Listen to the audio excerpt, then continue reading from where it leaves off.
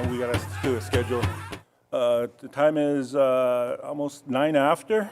At this time, I'd like to call upon a roll call. And after the roll call, we'll be opening prayer. I know, I don't want to say Ihana, but back when I was tribal secretary, whoever the one that was chosen to do the prayer that morning, if they don't feel they want to do the prayer, they could pass it on to your colleagues or myself.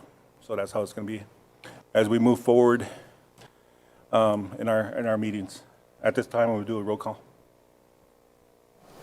Curtis Bissonette. Here.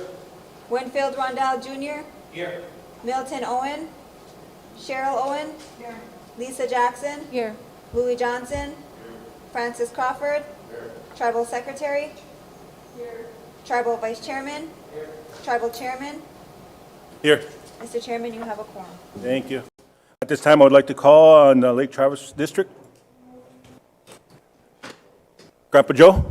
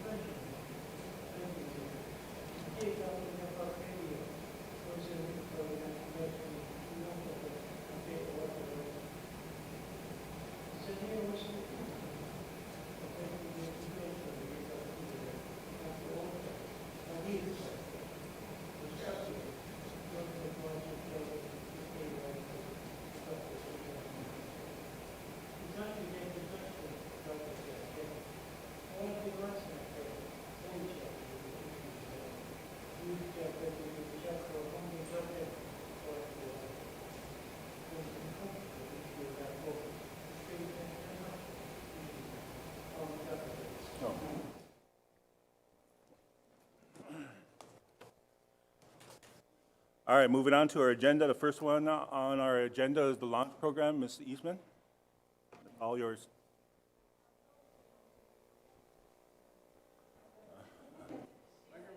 Microphone's right over there in the...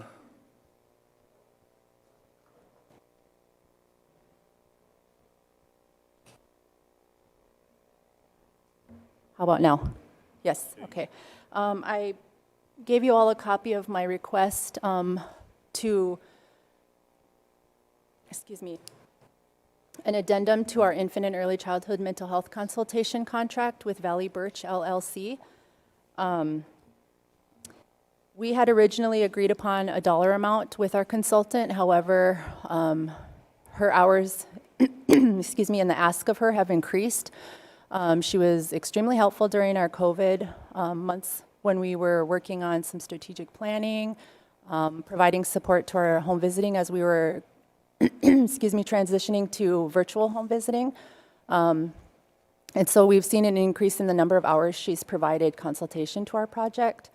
And so the dollar amount that I'm requesting for an increase is to cover her overage from June through the end of the fiscal year in September.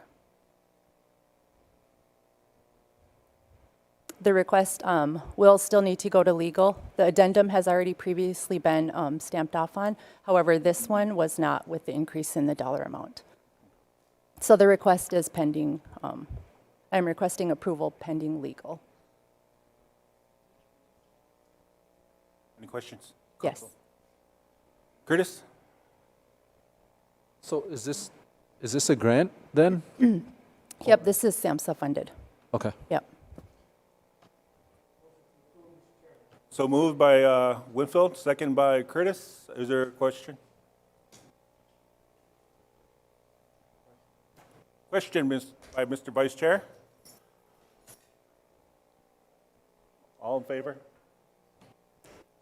Winfield Rondell Jr. Yeah, here. Milton Owen. Stay. Cheryl Owen. Winfield Rondell Jr. Milton Owen. Lisa Jackson. Yes. Louis Johnson. Francis Crawford. No. Curtis Bissonette. Yes. Tribal Vice Chairman. Yes. Tribal Secretary. Mr. Chairman, motion passed. Thank you. Anything else? April? Not from me.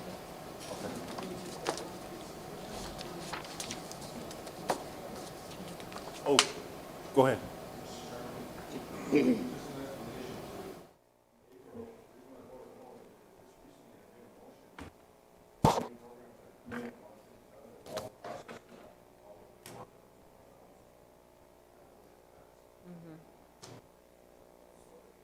Okay, thank you. In response to that, I received the email from the recording secretary at the end of the day that I was on for this morning. When I made the request, I guess I thought I was going to be on the regular agenda for next week, so that's why I didn't submit it to legal for stamp. I just put this together this morning, so thank you. Yeah. Any more comments, council? Any questions? Thanks, April. We appreciate it. Moving down onto our agenda, Education Office, is Dr. Johnson. Thank you, Council. I have a number one request to pay the performance awards for the Head Start program. In your packet, it shows the letter that I typed up for the Vice Chairman, but because Council took action on this, I need Council to take action on this request too.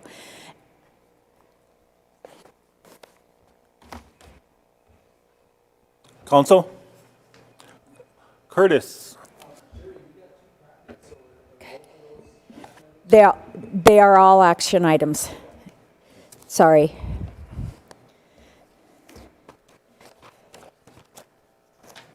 So in your packet, the first item on there in the first packet I gave you, sorry I'm so confusing today, but in there is a letter that I would like Vice Chairman to sign off, but it needs to have council action first. It's regarding the 907 budget, which is gaming budget. The status is employee action reports were processed for qualified employees for the Employee Incentive Award for the Head Start program. Next, employees, interim Head Start director and the HR office signed off on the action reports, but Lexi did not because they are for gaming funds. Because council made a motion that these were on hold or whatever your motion reads, I'm not sure. But that's why I can't get these processed. But this is the required match, has to be required for our federal funds. And so I'm asking for that consideration for these years to action, employee action reports to go through. This is a part of their budget. Curtis? Again, none of this.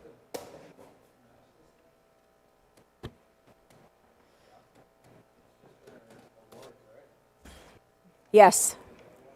Yes. Pardon? The total match, it's about 380 some thousand, but the part of that is an in-kind match. But this portion is the little $500 incentives for the employees. So it's not anywhere near that amount.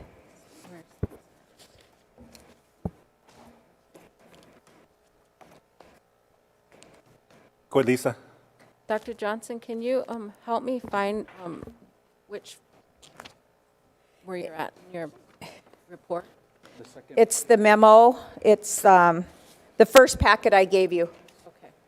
It doesn't have amended on it. Does it have the amount? Do I have the amount? No, I didn't add the amount on there, but I can quickly, it's 1, 2, 3, 4, 5, 6, 7. It's 500 per employee, 8. And there's about maybe 25 employees here, 30 of them. So they all, it's not the full Head Start staff. The other ones that are on layoff, they don't get theirs until they actually come back to work. So these are the ones that are presently, and it's $500 per employee. And about how many employees? It's approximately 30 here.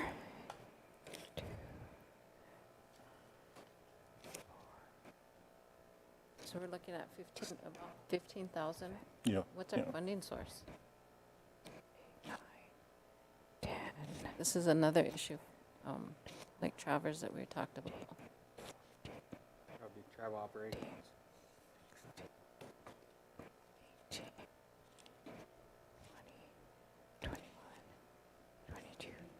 23. There's 23 requests here.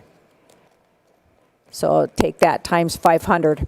Either line item in So their it's budget. 11. And it's a line item in their budget, yes. Okay. And it's required. And it's required.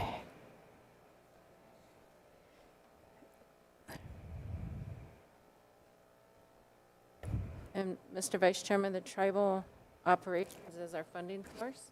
No, it'd be their line item budget that they have. It's gaming though, right? It's gaming though, yes. It's a 709 budget. It's a gaming budget. We need to find where that's coming from. Our gaming budget is no more.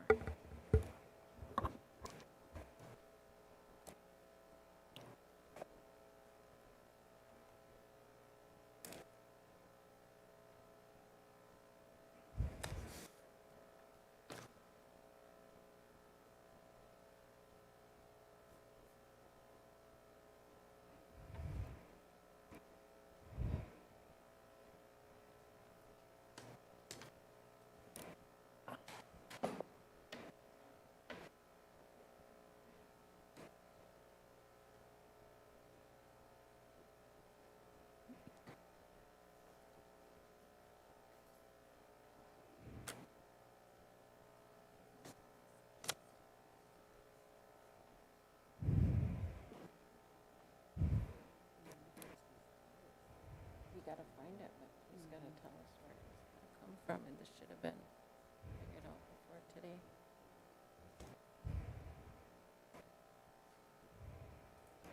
All right, members of the council, what do you guys want to do on this one? Mr. Vice Chair? This would usually never come in front of council, but because of the spending freeze that we have, it just needs a council motion for us to go ahead with it. Because we still have a freeze on our gaming, tax, and lease, except to pay bills. That's it. Other than that, there's been no other bonuses or anything paid. It's just that we need a motion to pay this because it is in the agreement with Head Start. But I just need the motion to pay for it. Thanks, Mr. Vice Chair. Curtis, excuse me, back to Lisa. So back to my Big Cooley. question, where's our funding source gonna be? It's already in their budget, but it's there. It's just that they're not spending it. So you have gaming dollars in your? Yes, In your, but I don't have authority to spend on them. okay, so that's, that our gaming budget was depleted. No, there's more than just one gaming, but everybody has a gaming budget that gets support.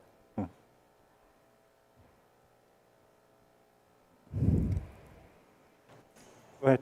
Emily Swim. Realize that it's a budget, but it's just a budget.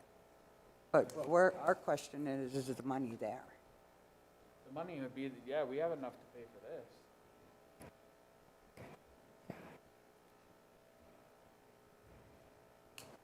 Thanks, Emily Sim. So the Vice Chair says the money's there, council.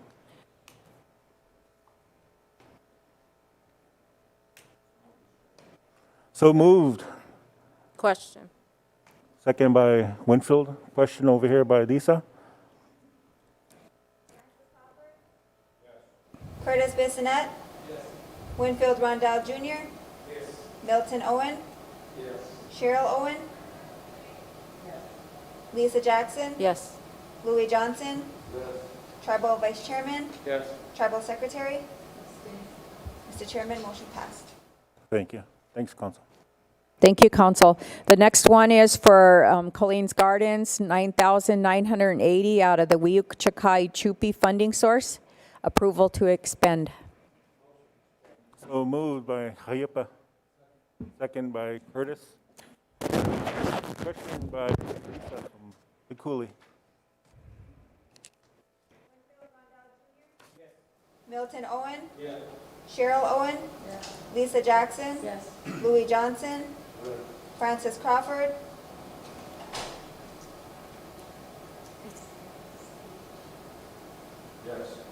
Curtis Bissonette? Tribal Vice Chairman? Tribal Secretary? Mr. Chairman, motion passed. Thank you. On to your next one, Dr. Johnson. The next one is for approval to reimburse Tiosh Bazina for $7,442.50 for the Wiuchakai Chupi is the funding source. It's for providing the North, it's for their evaluations, for the MAPS testing. They actually have two requests on here, but one doesn't fit in line with, it's an apogee. We did not approve that one.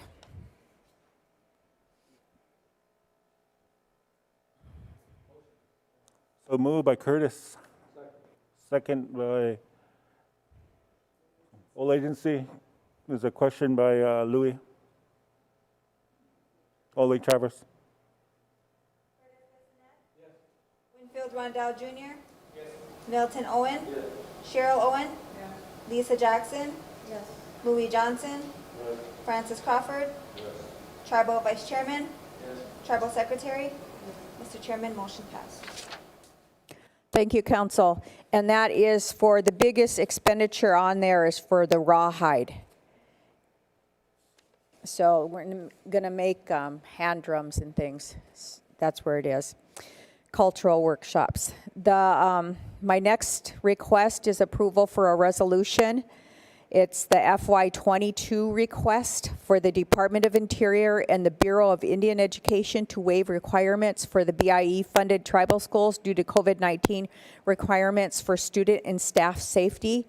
We did one similar to this not too long ago, but because the Assistant Secretary, Tara Sweeney, approved a waiver for the spring semester and then allowed the schools to be able to provide, to do some options of waivers or to do some options of learning for this coming school year. But she also did not specify that she would hold harmless our funding for FY22. Because if we drop enrollment, it will affect, it's a 3-year rolling average for our schools, and if we drop enrollment and we're penalized then that's going to hurt us for 3 years. So this is why this resolution is important. That the Tribal Council hereby be it resolved that the Tribal Council requests that the 21-22 allotment calculation be based on the 3-year average of school years 18, 19, and 20. And that the regulatory requirements for the school year 1920 were waived. That, and the last one is that our schools are held harmless.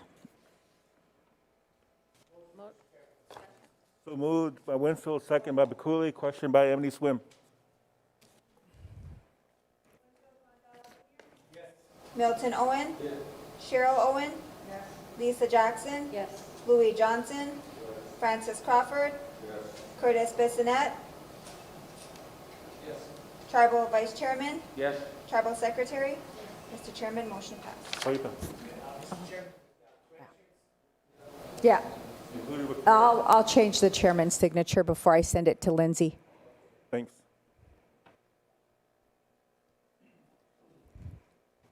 Thank you, Council. The next one is the packet that was amended, and there is a grant application approval for the Department of Education for the Native American Languages Grant from Enemy Swim Day School. They have to have, they need to have approval from Tribal Council. The grant amounts $350,000, and there's no cost share to us. It'll be well, it's not even going to come here, but it's also, there's a second page there where it talks about a tribal certification, and we would need to sign that. The chairman would need to sign that. So signature approval to apply for the grant and have the chairman sign off on this, because they are required. This is probably something, this is a new protocol that I've seen. This is the first time I've seen this. A new protocol, because a tribal consultation, and that all of our schools are supposed to consult first. So this is the first time I've seen this paper, but we might see it on a regular basis now. So approval for the grant application, and then also for the chairman to sign off on the tribal certification. So moved by Curtis, second by Hipa. Question by Avenue Swim. Bissonnette? Yes. Winfield Rondell Jr.? Yes. Milton Owen? Yes. Cheryl Owen? Yes. Lisa Jackson? Yes. Bowie Johnson? Yes. Francis Crawford? Yes. Tribal Vice Chairman? Yes. Tribal Secretary? Mr. Chairman, motion passed. Thank you. And lastly, put on your tables up there a fully highlighted email that I received from the previous interim chairman and the secretary, and it's about the expansion programs that are coming up. And basically, I was asked about, are we applying for this? Are we going to let this opportunity go? Because the last opportunity that the previous director didn't apply for was the COVID funds, and as a result, the Head Start got minimum amount of COVID funds. And the last I was talking to the secretary and let her know that one of the other Head Start programs in the state of South Dakota that is a sister partner to us received $500,000, and our Head Start didn't receive anything close to that. So I want to make sure that if we're not going to do this, then we're not going to do this. Anyway, the four things that they're doing, that they can apply for expansion grant funding under, and so that means once our program is expanded, we are at that level of funding going forward, and we just got to meet the requirements. One is for adding slots to the existing program, and right now we were under sanctions for full enrollment, so we didn't have full enrollment for 3 months, and so I'm not recommending that they do that at this time. And so the first two things are not really feasible. And then adding or establishing new centers. I mean, I'm not sure if this is a bricks and mortar, but I don't think so. I think this is more for setting it up and establishing it, because Head Start doesn't pay for the bricks and mortar type funding, and so that third option would not be viable. But the other option would be a home-based program for us. And so, and know that if we go for this option, the tribe has to come up with a 20% match. And so I'm thinking, like, if we had a home-based program, there'd be at least 2 staff people, and they would actually do early childhood services in the home, and which is a need. I mean, we do have that as a need for our community. Thoughts on that, Council?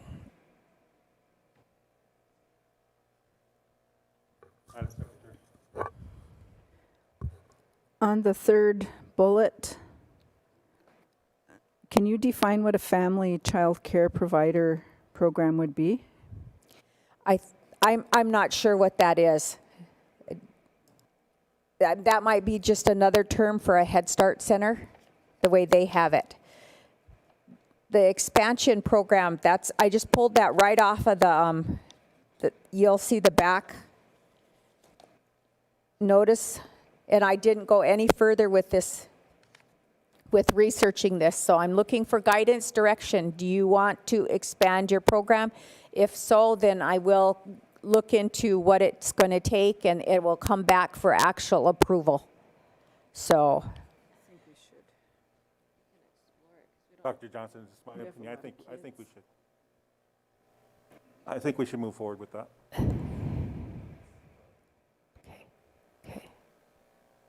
okay. Okay.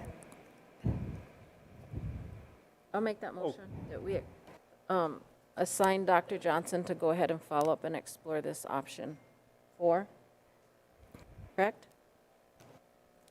So moved by Bikuli, second by Emily Swim.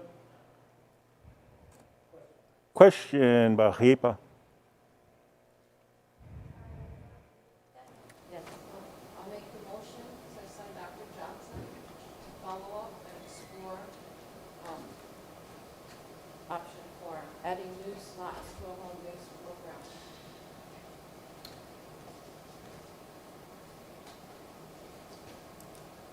program. Lisa Jackson, Yes. Louis Johnson, Francis Crawford, Curtis Bissonette, Winfield Rondell Jr., Milton Owen, Cheryl Owen, Tribal Vice Chairman, Tribal Secretary.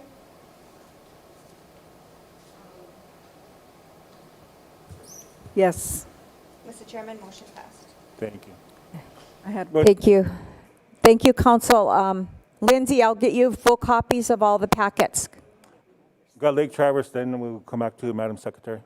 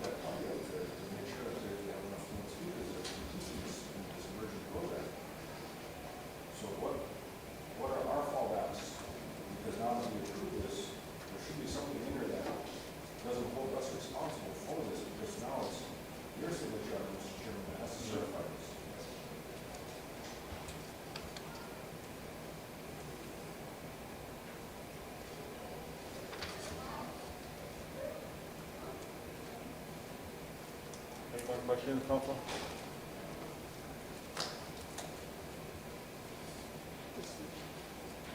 Madam Secretary? Dr. Johnson, can you also check into the Family Child Care Providers program and see what that's about? Because I know we have a lot of children that we're not reaching in Head Start and early Head Start, so.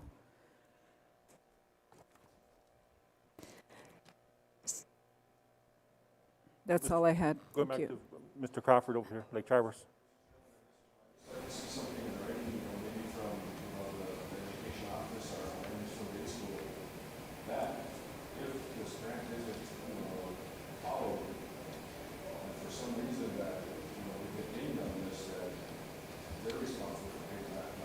Sure. Would that be possible, Dr. Johnson? I can get an assurance page signed from them. I went through the whole grant with her last night. All the goals on it, where the funding is going to, and all of that. And I can actually get you a copy of the grant. But she has to sign all those government insurances, and we're not being asked to sign any of those. the superintendent has to sign those. And so the assurances for the funding and the applicable, the grant compliance things are all going to have her signature on it. This comes from the result of, she's one of the schools that has to consult with our tribe. And so that's why I said this is the first time I've ever seen it. But the actual financial assurances and everything, they're all in Enemy Swim Day School signatures.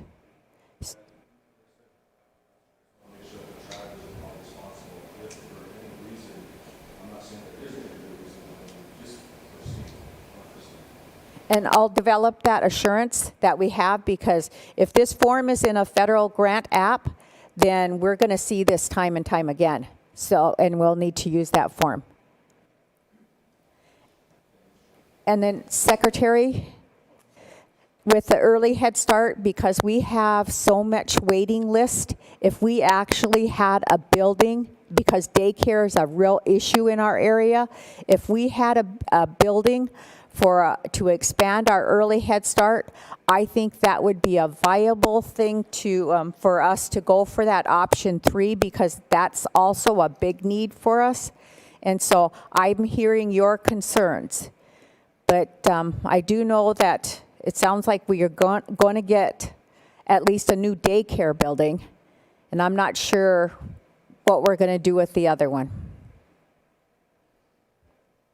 Because at some point in time, if you think about things in a long-term project, you know, our early Head Start building is not big enough.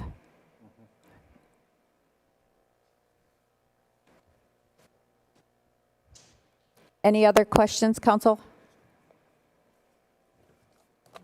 Enemy Swim. Dr. Johnson, I have a question. I'm getting like a lot of calls. How's the Chromebook issue going?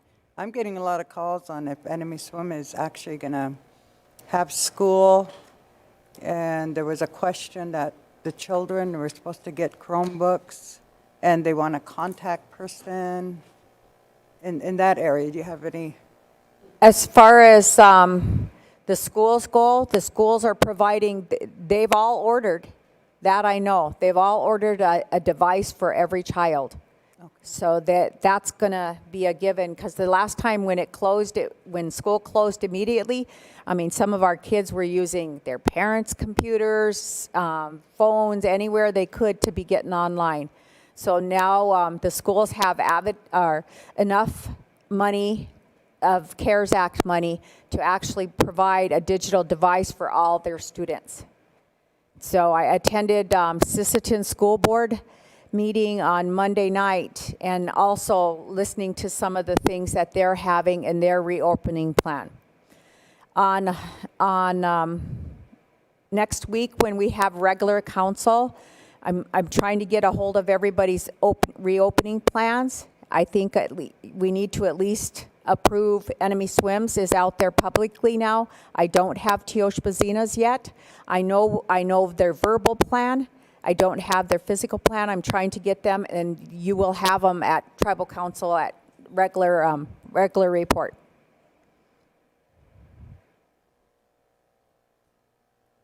Go ahead. Lake Traverse.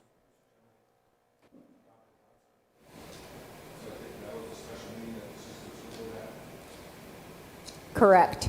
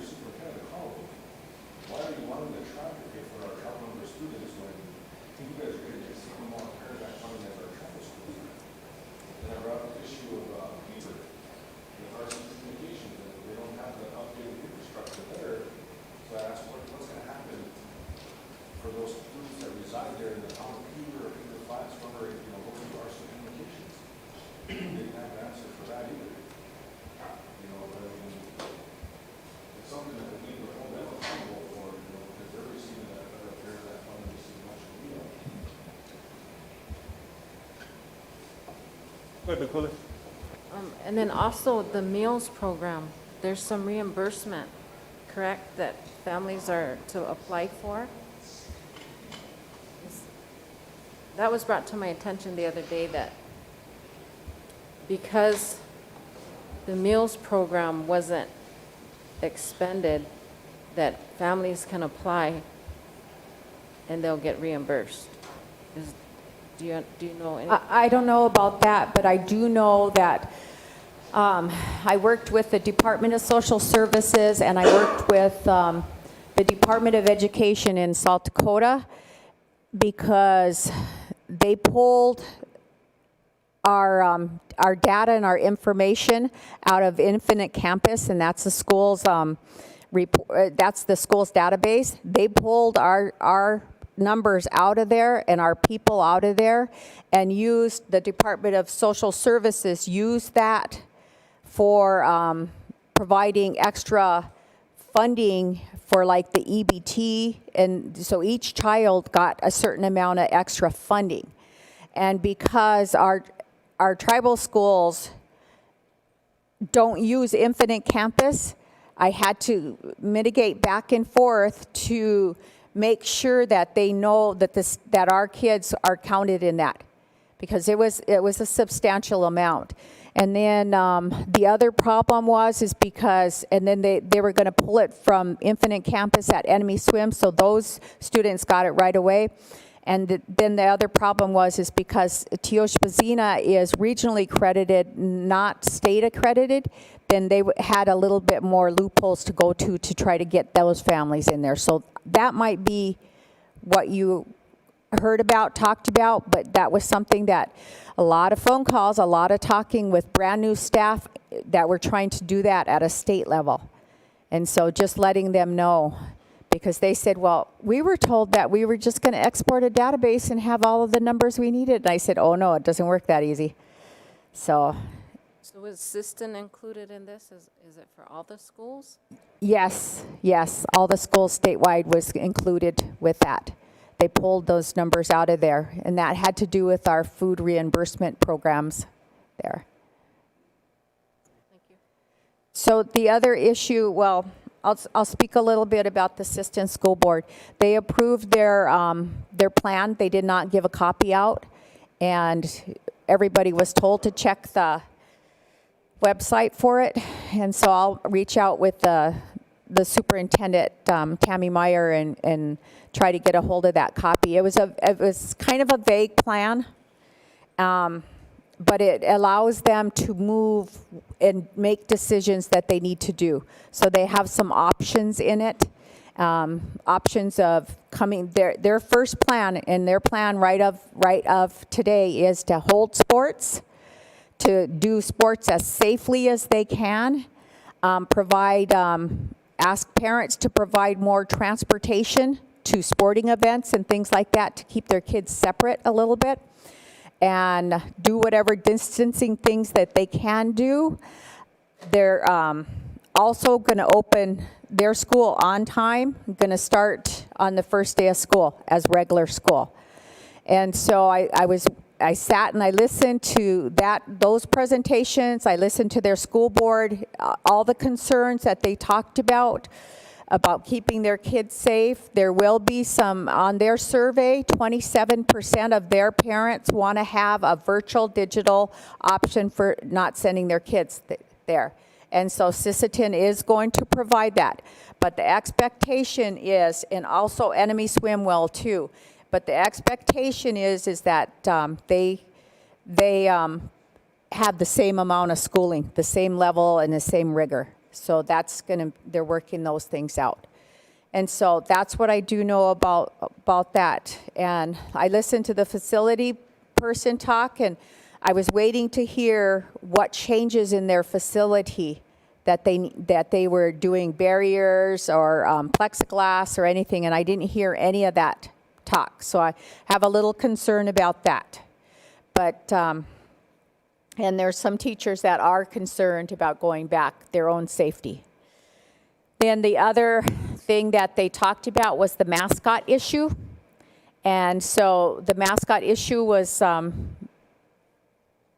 they talked a little bit about, well, we need to know the history, the change, the process, the considerations. We should get a committee together to research this. We should have some town hall meetings. We should do this over time and not do it like homecoming was done all of a sudden. And students process this slower. So those were some of the comments made in by the board. And we do have Sierra sitting on our school board there, and she brought up, apparently she shared a research study that showed the impacts of mascots on students' emotional behavior and their well-being. And not all of the board read it, but one of the comments said that, well, due to the history and the last time we had a presentation here, 90% of that was false. And so I was there the last time they had a presentation, and they said, and that was a well-done presentation by Morning Song. And one of the board members said 90% of that was false. So it's your perspective.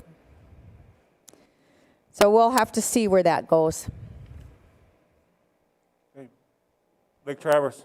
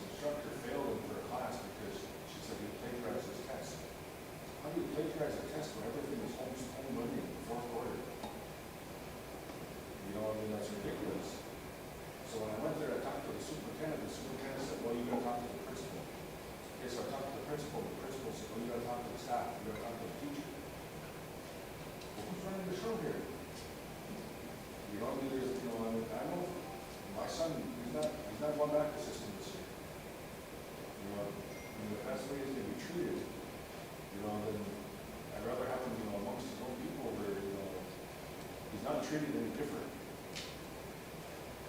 But in the same sense, we talk about sports. Okay, so what are they going to do now when their head coach tested positive for COVID? He's one of my family members. I don't see them doing anything now. I mean, they say that, when Dr. Johnson's sitting there in front of them, that, yeah, we're going to do everything we can. Okay, now what are we going to do, school board? Our head coach tested positive for COVID.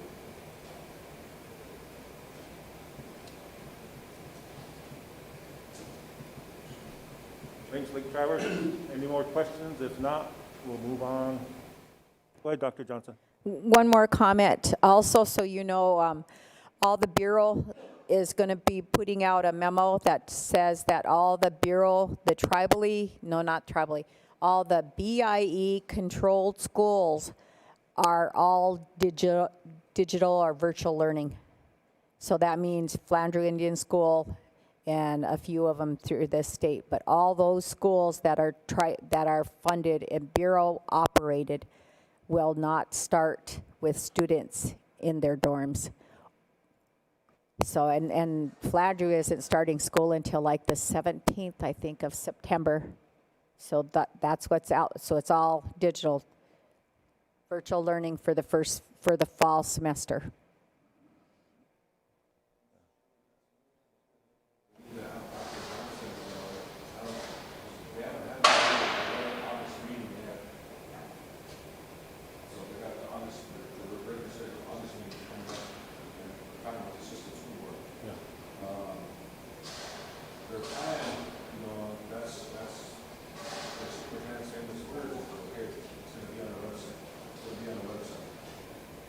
I asked questions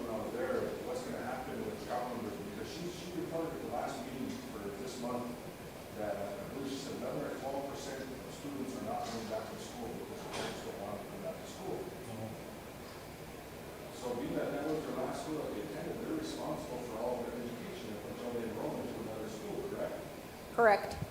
Okay, so that comes up to, she doesn't have no plan. If that parent doesn't, if they don't feel comfortable sending their student back to school, how are they gonna get educated? Because, well, they can do online learning. Well, okay, what happens with the city of Beaver when they don't have the infrastructure there through their service provider not to have Wi-Fi or anything, there? She didn't even know that that situation was there, amongst her students. So to me, I mean, the superintendent's doing a poor job of making sure that her students are being educated properly. Especially if you're on IEPs. I asked the school board, when you issue contracts to your teachers, they're based on teachable learning hours throughout the school year, correct? Yes. Okay, well, how are those students going to be taught? And how are your teachers going to fulfill their contracts if they're not getting their serviceable hours? There was no answers for that. So I think that we need to take a stance on that and grab Dr. Johnson to, say something on behalf of the tribe and our tribal member students. I agree with you. Dr. Johnson? Yeah, that's correct.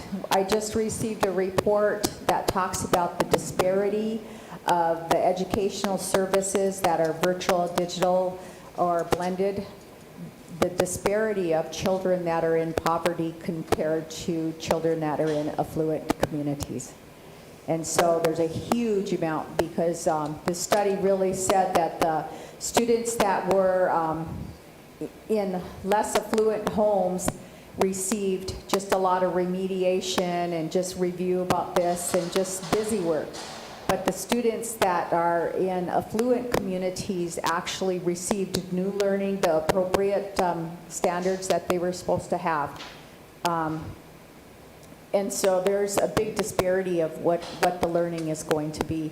And when students don't have computers, because I'm telling our 2 tribal schools, I said, our tribe can help you with internet for the first 5 months. I said, but those families are going to need it after that. And I said, you guys need to make sure that you have enough CARES money, you reserve enough of your CARES money to help with these internet bills, because that's going to be a huge barrier. And the fact is both of our tribal schools have ordered enough devices for every student to have one, but that is a big concern because what happened is some of our assistant people were using their parents' computer and the parent was trying to use their computer for work, and so it was a lot of sharing. And when they had multiple students in that family trying to share one computer at home, it was a problem. You had 3 or 4 kids all trying to get online with their teacher, so that was a problem. So yes, that is a concern that I will follow up with at the next school board, and that should be on the second Monday in August, whenever that is.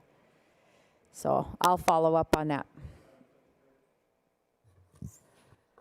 I know you have an ad in the tribal paper about the internet, and they can apply for that, but how do they apply if they don't have internet in the home?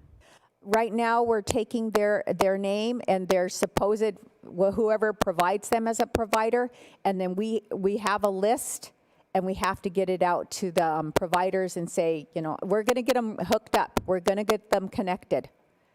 So I'm telling people we can't do your back bills, but we can connect you and make an agreement with providers to go forward for you, and you can work on your back bills if you have one, or if those connection fees, those were built into that budget estimate amount.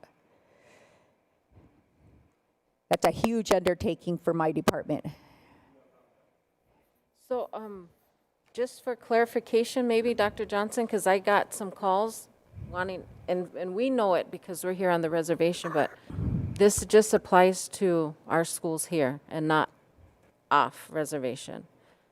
It applies to our triangle. Yep. So I think Are these bordering? Yep. so if we state that maybe somewhere on that application, because I got a text with the application and then they were asking that, and nowhere on there does it specifically state that. So maybe to clarify that, we could put that on there. Well, to be quite honestly, council, that if we ever get any more CARES Act money, it would be nice to provide for the off reservation too.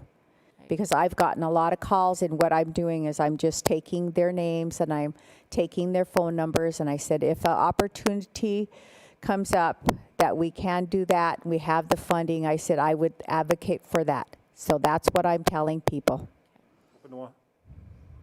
Dr. Johnson, following up with Lisa, there are tribal members that are right on the triangle, but in Watertown area, and their kids go to Watertown. Will they be approved?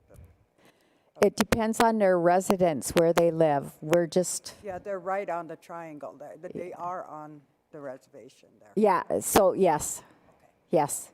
We do have some people that live down there, work at our casino, and their children attend Watertown. They are in our list. So I have to get the first list out by tomorrow for payment, because August is kicking me in the butt. Thank you, Dr. Johnson.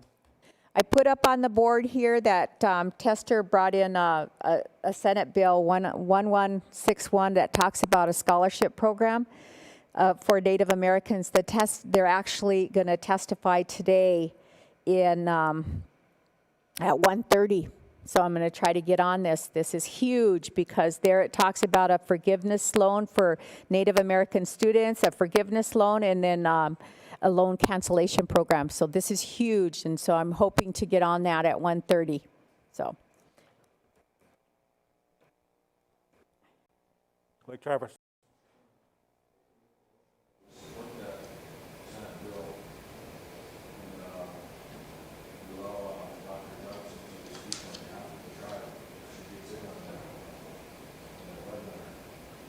Recording secretary, did you get that motion? That's the same, that's almost the same bill as what the state of South Dakota provided as well too. Francis, can you talk in your mic? She can't get your motion down. She can't get your motion down. Can you speak a little louder? In your mic. Your mic.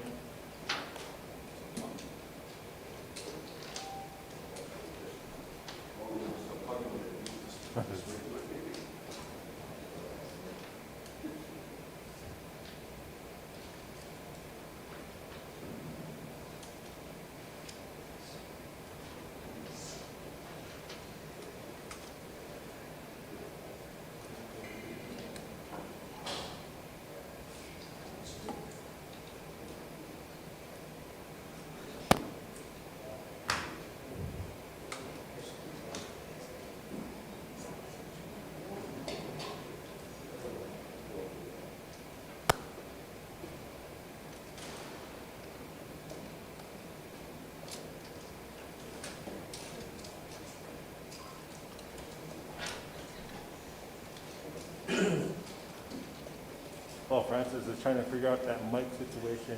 Members of council, on deck we have Robert from Dakota Western.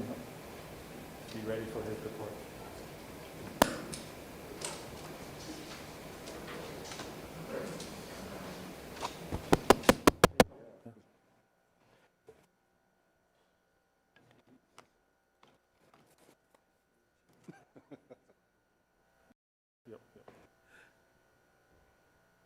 What was your motion, Francis? Mr. Chairman, my motion is to, in resolution form, to support that Senate Bill 1161, and that we allow Dr. Johnson to speak on the tribe's behalf during that webinar. So moved by Lake Travis. Second. Second, Mr. Vice Chair. Second over, or was it question? Then question will be going over by Yakapta.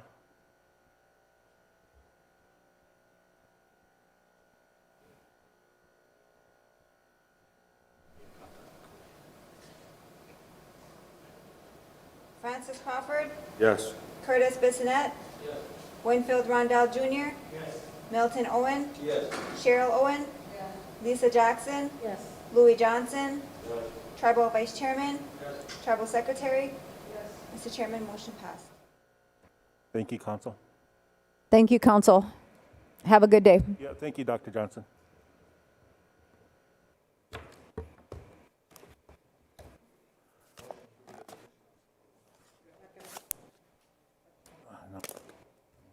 Members of the council, before we get to Robert Dakota Western's report, we got a issue that Verlin wants to bring up in front of council.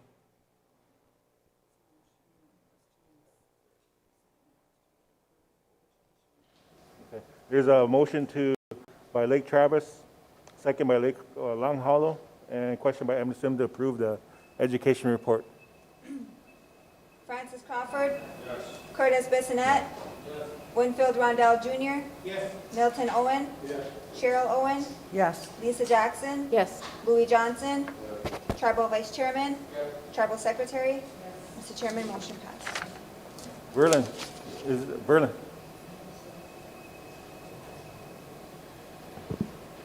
Verlin, is this an issue that needs to go in exec or not? I don't know if you need to. It's just, I don't think we want it broadcast. Okay, that's fine then. Because we're dealing with that litigation, so we just don't want our numbers floating around Sure. out there. So it's up to council if you guys want to do executive session or not. We could give them the heads up. What's the issue before they even make that decision of going in It's exec? about that opioid claim form.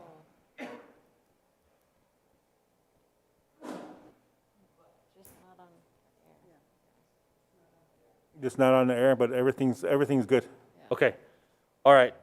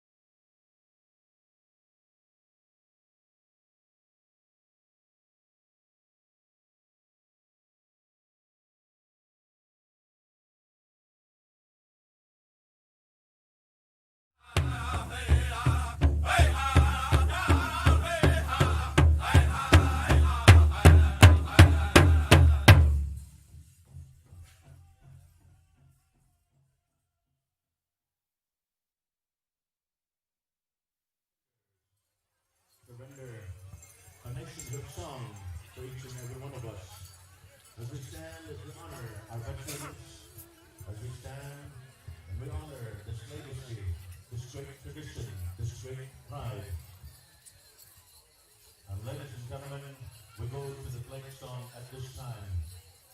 says, open up.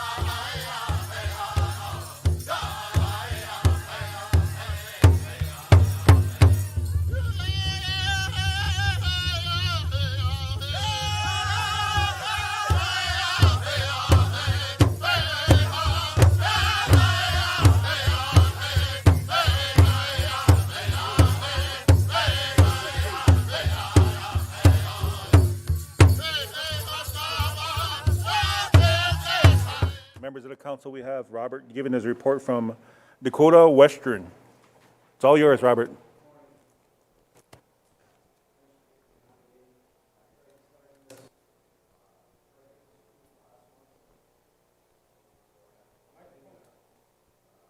Your microphone got turned on. There we go. Thank you. I can let you read through it. I only need the one action item on the bottom. It's having us switch our insurance broker back to Howalt, which we had for 15-plus years. This change came about a couple of years ago when Sorry to interrupt. We got a question by over Heipa District. No, Mr. Chairman, I'd like to make a motion that we approve the switch from Hayes Group to Howalt because of the better service it provides to the. So moved by Heipa. Recording Secretary, you get that motion? All right. Just the motion to switch brokers from the Hayes Group to the Howalt Group. That's my motion, That's correct. because of the better service they provide. Motion on the floor by Heipa. Second.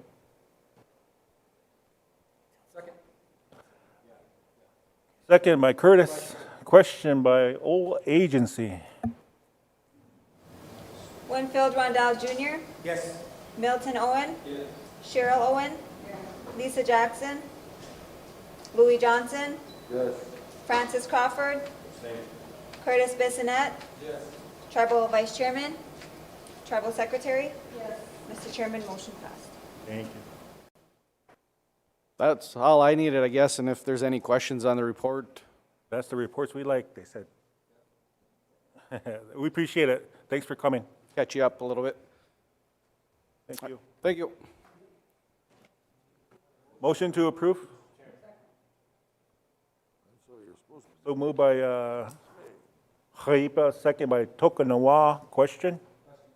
Question by Kakaziza Hanska. Curtis Bassinet. Winfield Rondell Jr., Milton Owen, Cheryl Owen, Lisa Jackson, Louis Johnson, Francis Crawford, Curtis Bissonette, Tribal Vice Chairman, Tribal Secretary. Mr. Chairman, motion passed. Thank you. On deck, we have D&G. They're not here. I thought I seen the planning director out there.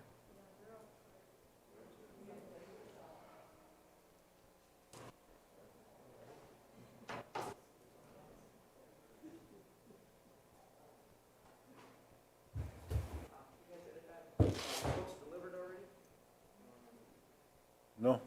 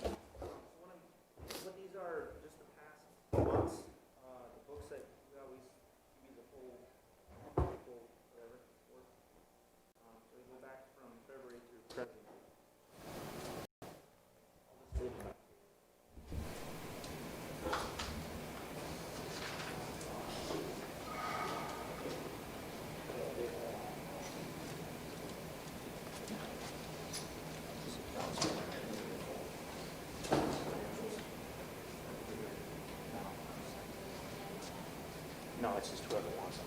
Because we always did just the overview, and then we did that council ask for the full, but so whoever wants it.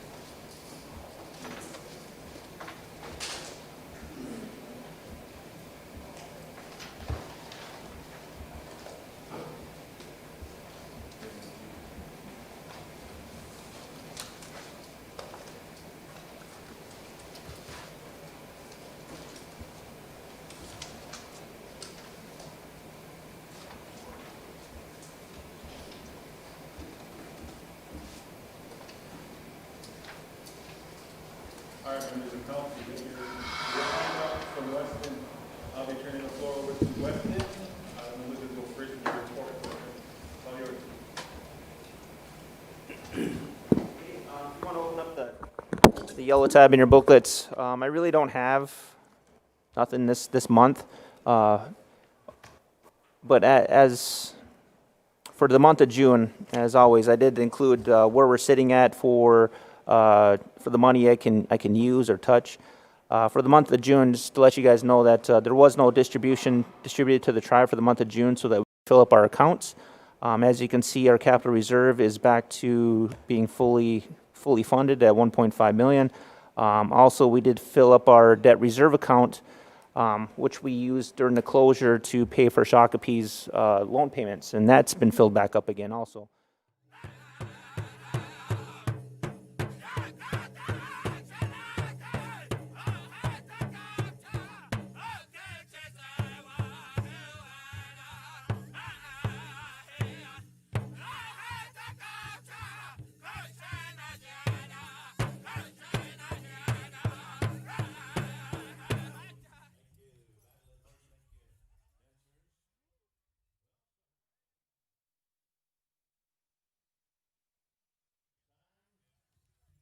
Back to song number 2, Eagle Feather.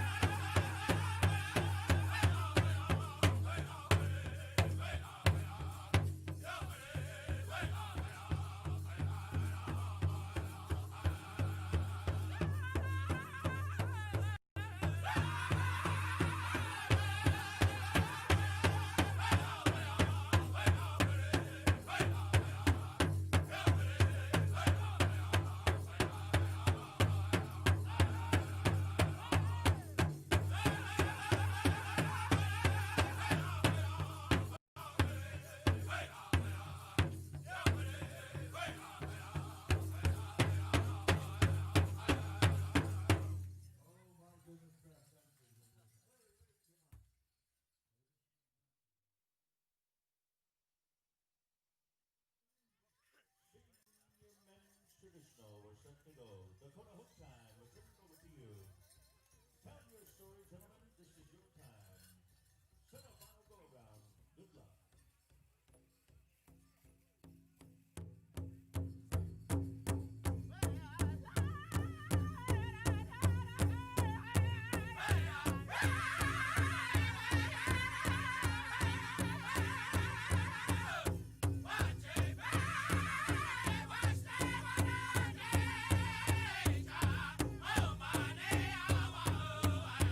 Oh,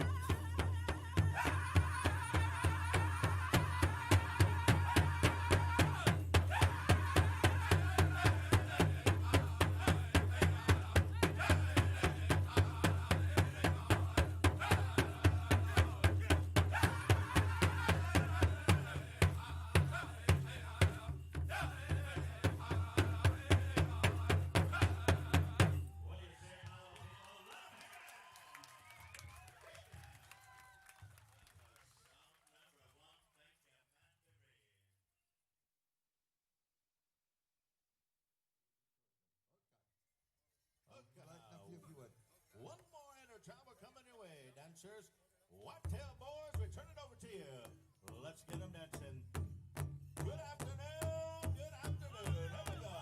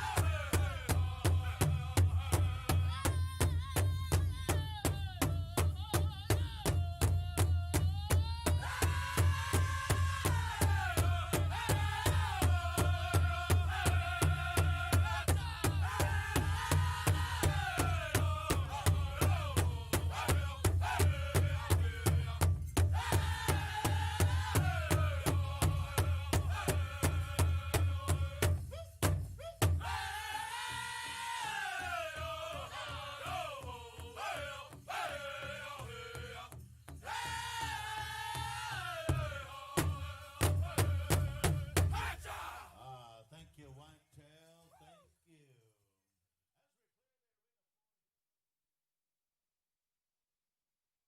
And our head singing judge is going to come and see you.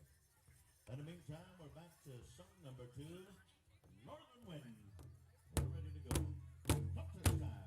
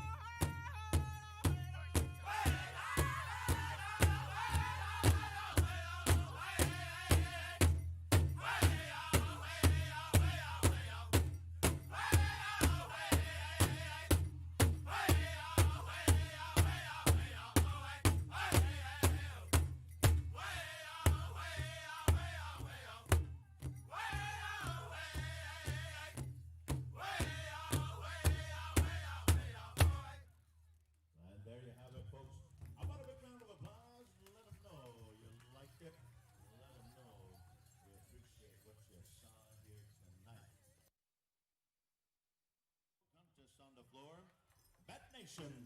Let's get 'em dancing. Semifinal contest going on. Good luck, ladies. Hookah.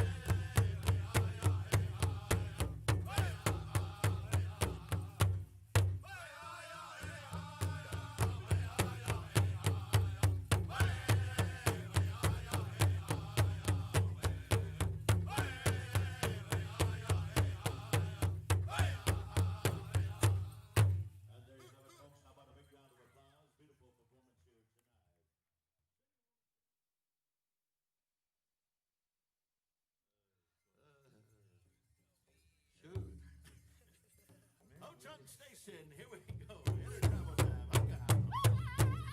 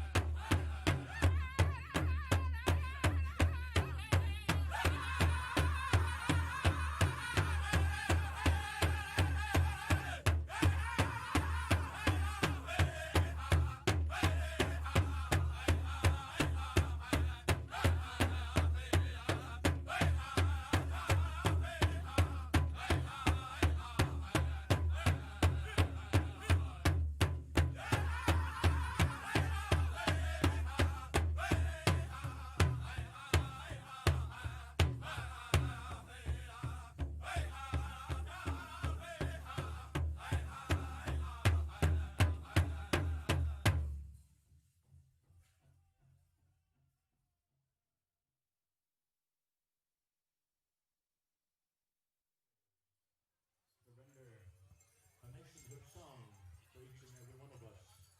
As we stand, as we honor our veterans, as we stand and we honor this legacy, this great tradition, this great pride. And ladies and gentlemen, we go to the flag song at this time. All nations, open up.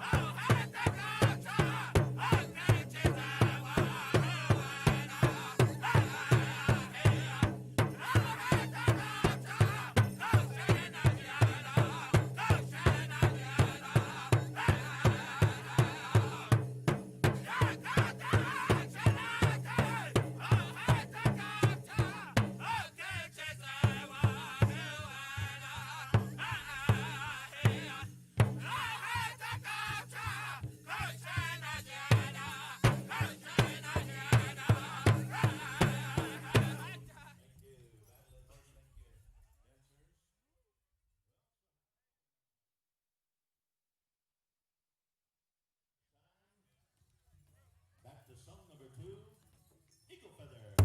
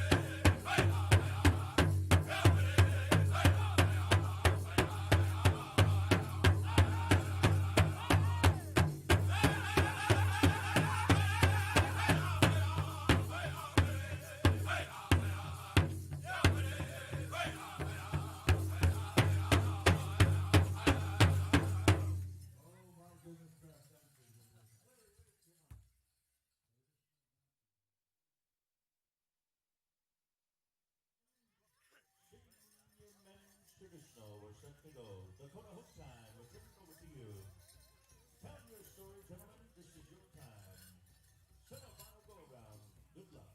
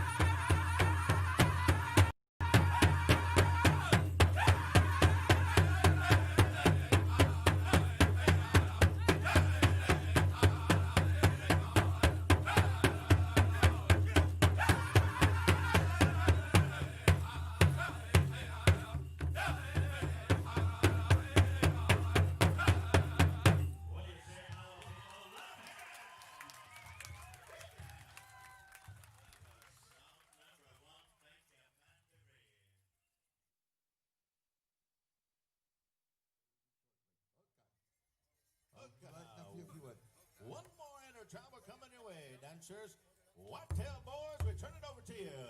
Let's get them dancing. Good afternoon, good afternoon. Here we go.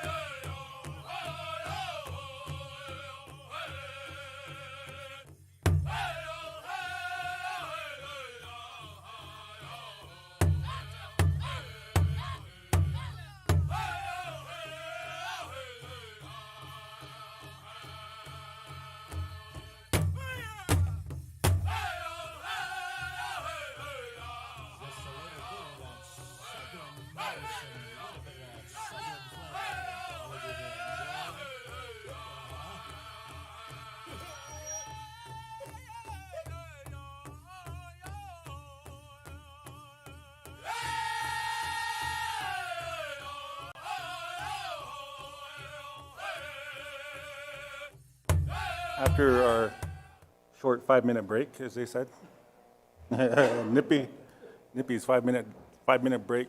Now we got Mike Roberts on deck, planning department report. Go ahead, Mike, it's all yours. All right, thank you, Tribal Council, and congratulations, Mr. Chairman. So today we're going to give an update on can you hear me okay? We're going to give an update on the construction projects, and then I have a series of motions that need to be passed in reference to them, and a couple other service contracts that were in process from a previous motion to have Kim Lowe take care of them. So all the contracts, I just want to give an update first. So I'll let Dean Marski from HKG and Bruce Jones, our project coordinator, give you an update.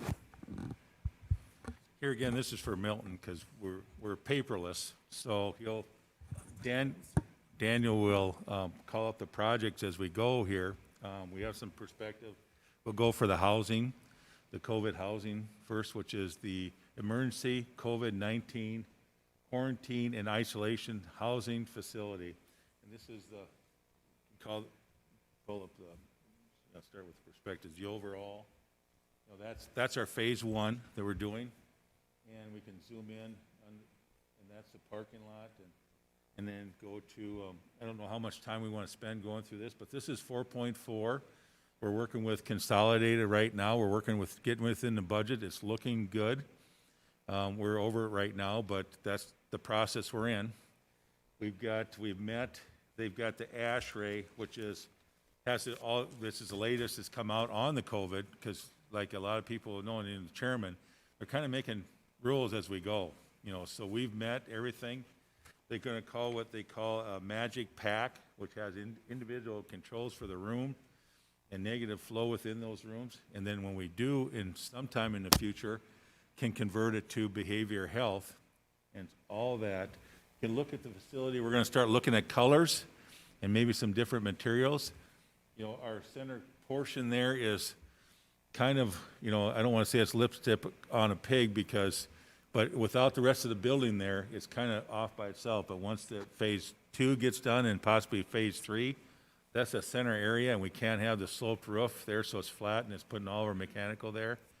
But we still, what we have is still a nice facility. We've done everything we can to incorporate really the essence of what we had from our original design. So we'll look at some colors and some different siding options, but all that stuff will be done, and we'll update you, and you'll see it on your laptops as we go. So that's basically and they're doing footings and foundations. If anybody's been by there, they're pouring footings. This is moving along. Talked with Delray German before we came in.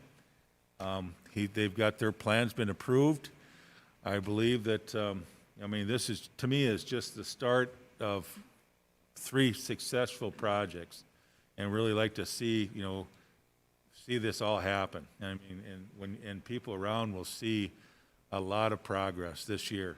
By the first of the year, you're going to see 3 buildings going up. So then it's, if we look forward to hopefully the Senate and the Congress getting together and approving additional funding, we can do phase 2 on this, and it would be, the complete, I don't know, probably don't have phase 2 shown on there, but we'll keep the the council updated, we have within that packet has the, what? Am I gonna open it? Yeah, open that. This is where we're at. This was their original, this was done on the 23rd, and it shows that we're still about $300,000 over budget, but we're working, and we've already done some things in order to remedy that. So it's just filling in gaps and getting the prices and contractors all settled in. So we feel we'll be at that 4.4, which to me, like I said, we work on many reservations, and we get, a lot of times we all get stuck because they almost find the reservation work. But this, the only thing I feel that we've paid a little bit more is we got to get these 3 projects done by the end of the year. So we got some economy of scale with these coming in. So, but they're within our original budgets. So we're doing what we can, you know. So we don't feel that we're paying a premium at this time for what we've got. Especially when you get to the food pantry and the daycare, if we get those coming back in line, you know, with those, it will be a tremendous plus to the Sisseton and Wapton area. So, if there's any questions on that right now, on the housing, that's where we're going right now. That's what's being built. We have a question over at Lake Traverse. Yeah. Yep. That's the dollar amount we're paying for the square footage? Well, it's 15,851 is what the actual, which was the final square footage of phase 1. Does not have phase 2 on. There's phase 2 of about 27,000. Can we get a breakdown of what it's gonna cost us per square foot with constructors? Yes, and we did. Well, if we did divide it by the 4.4 at this time, we'd have that. But do you want just for this phase? It's 275, 277 is what it is, which is expensive. I mean, it is. The second phase, though, when we're at 2 point, we got 12,000 square feet on the second phase, 12,000, I think, 200.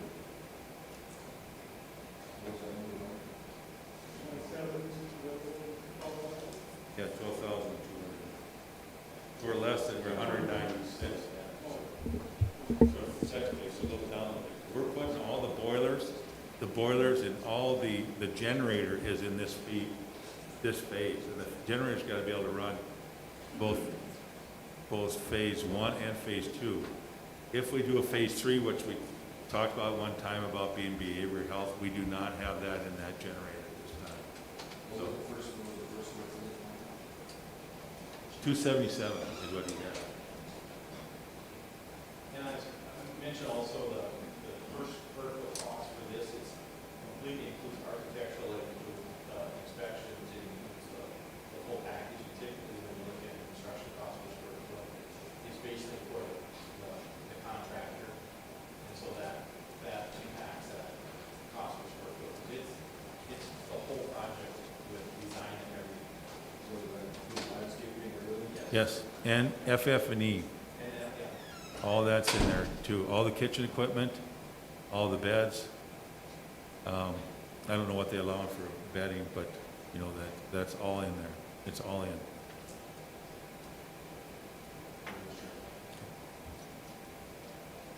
Anyone else? Good. Next we'll go to the food pantry, which is just starting to.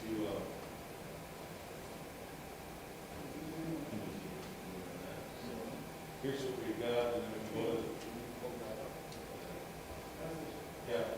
So obviously we're going to be tearing down the existing building. This looks like we're coming in for the drive-through.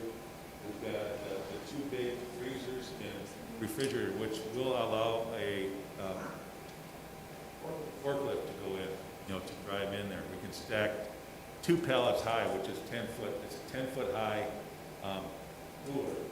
And 500 square feet, so it's pretty good size. So you'd be able to have like, I'd say there's probably 12, be able to at least get 12 pallets in there, 12 refrigeration along with the main storage. We have the loading dock, which is ramped down, and then we have a drive door. So that's basically, something to show you perspective of that.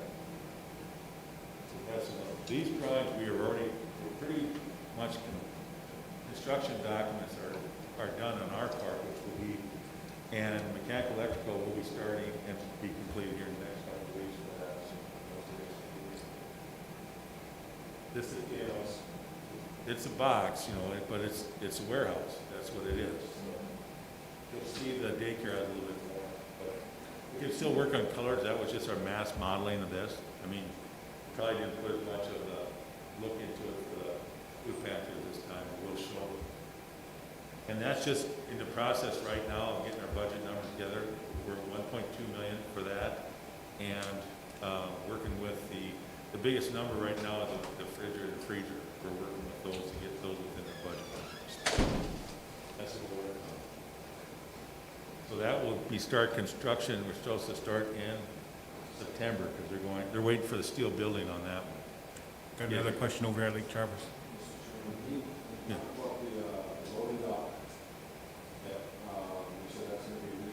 Yeah, that's the wall, make it look right there. It does go down.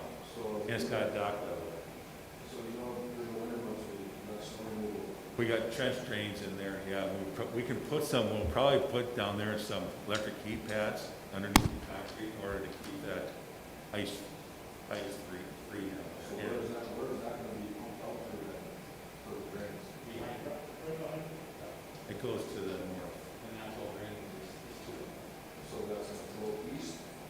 No, it'll go north eventually, but I do believe it goes east. Once it gets to that, it's already. So then they will, okay, so, yeah, that's what I'm wondering, because I know that we're having a problem with the building next door. Yep. You know, like they're rolling down. And then on our bag factory, we have problems with the rolling down as well. Do they have the drains in there too? They just added the drains to the common. Yeah, so that was some of the conversations we had with the commodity building folks and then the design. So that's why we turned the building, so that it'd be easier for the elevation to have the loading dock and be able to sheet the water out with the drain towel, rather than coming back later and having to add it.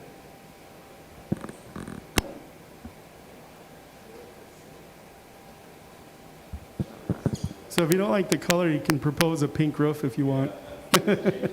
Whatever color you want. Yeah, we might go with more of the maroon that's out there so it matches the other buildings on there, different colors, complements. And then the next one we go to is the daycare. And we're kind of flying on all three of these. I mean, we've got drawings going. We met with the daycare people on Monday and they approved the plan. This is where we're, with our budget number, we're trying, with the canopy is what the contractors are kind of counting at right now. They don't feel they have the money right now in here for the budget for that, but we're working with some things to do with that. So we're using just some brick for wainscoting, some color to it, and then some wood.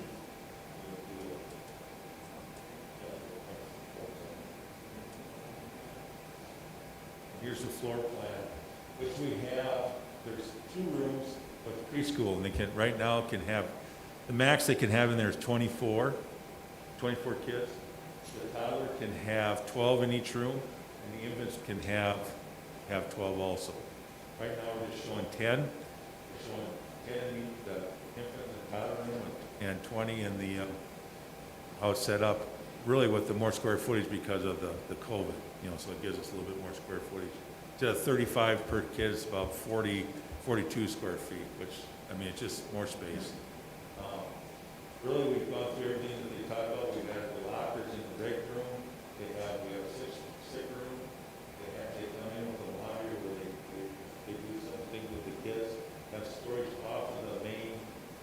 That gross motor in the middle is going to have play features so that they can, and it's going to have a we had one earlier that had more of the winding road, kind of yellow brick road through there. So, and then we have the full kitchen here again. They'll be able to prepare their own meals. So this is really pretty much a self-contained. What their process is, and the director, assistant director, will be overseeing the driveway. We have the site plans. They'll come in, down towards the bag plant and come along the building. And then they come out and get, which I didn't know, they come out and pick up the kids and bring them in. So that one canopy that can have 2 cars underneath there, and then they loop around, and the people like Lisa, who were out there, that there's an outcropping of concrete. We had to move the building over a little bit because we had concrete within our footings. We slid that down, but that still works for our road that comes down and moves around and goes out. So there's only an entrance down to the west end, and then on the east end of the project, you go out. So they wrap around. They have 2 rows of cars going one way. And so it really make for a fast, because they said that everybody drops their kids off within half hour, 45 minutes. So they have to be able to, so you'll have some diagonal parking next to the building they can pull in if they want. But then there's 2 rows of traffic, so, one car can't hold up everybody. You have, 2 rows coming out and they move around and out. So, and then we talked to Tribal Roads, we're talking about having turning lanes and everything to help with that, so. Yeah, we got small, we had the video before where 2 videos. This is what they always like.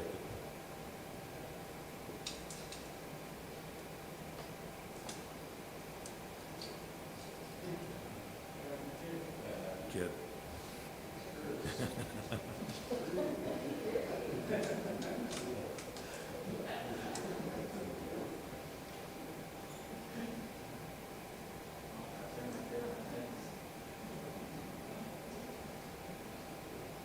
This one would start probably construction before it just depends on what we do. If, with funding, whether we can do steel building, but if we need to get going, it'll be wood frame.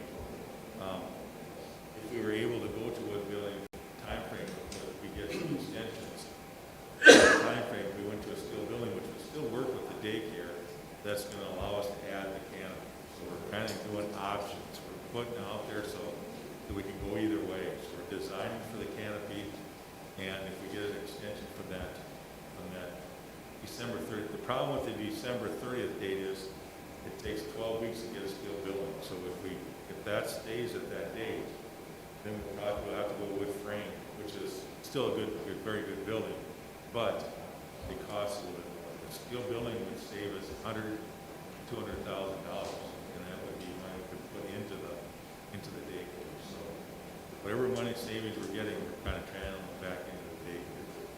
That was the only one that we're kind of really pushed for the budget on, because of the plumbing, in-floor heat because of the kids, and that type of stuff. So we're pretty excited. They're pretty excited about this too. A lot of colors.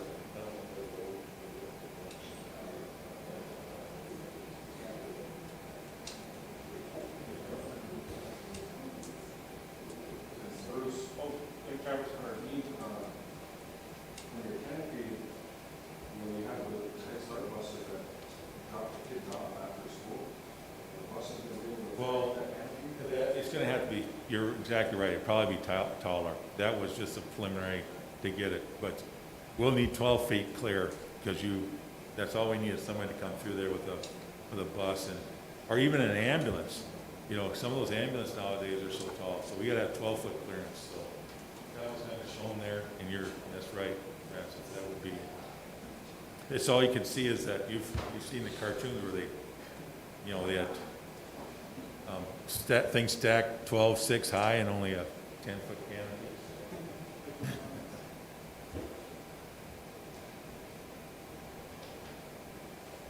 So we're pretty excited. Things are moving fast. I think we've got, the one thing I like is if you're welcome to come to me, the contractor, and they're very, very organized and tracking these numbers and sharing with everybody.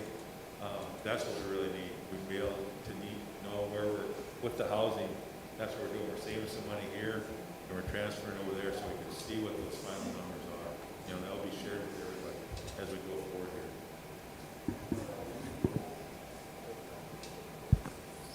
here. I was just going to mention a couple of things. One is we're working this week and next week on the documentation control for the projects, and Daniel and I and Consolidated are going to be doing that. And so hopefully by the end of next week, we'll be sending out documents through everybody with their iPad, so you'll see the up to date. But that system has just been loaded live by Consolidated, and we're about a week away from being able to submit those documents that way. The other thing I was going to say is the daycare does not have FF&E in that construction budget, which is different than the other two projects. And so I think Dean and Michael and I are working with them to figure out and make sure what that means to them. But I want to acknowledge that it's not part of the project. So it's over and above that. And then the third thing I wanted to mention was we're in the process now of needing to do the finishings for the COVID isolation facility. And we want to have an idea of who wants to be involved in that discussion, because we're getting to that point. We need to make those decisions. And so whoever would like to be a part of that team that goes through the color schemes and the finishings, that would be great if we could get that organized and that process started.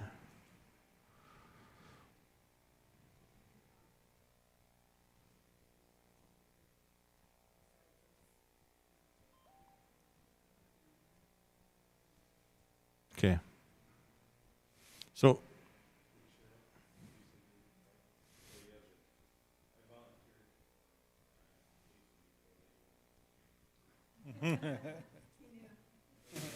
yep.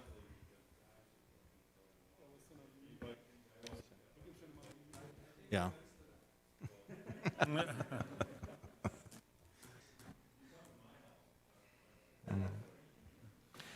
So we'll be sending out emails to coordinate that and make sure that you have all the options, because there's a lot of different options to choose from to get that narrowed down to the final selection. So thank you for participating that way.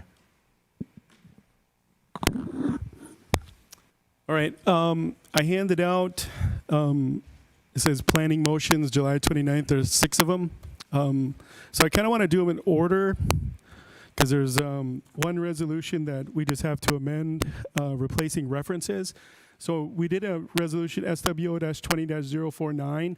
It's exempting COVID-19 projects from payment of tribal sales, service, and excise tax. But it references an older 043 resolution, and the new one that replaced 043 is 056. So that's why I worded it to amend resolution 049 by replacing all references to the old resolution with resolution 056 and any amendments thereto.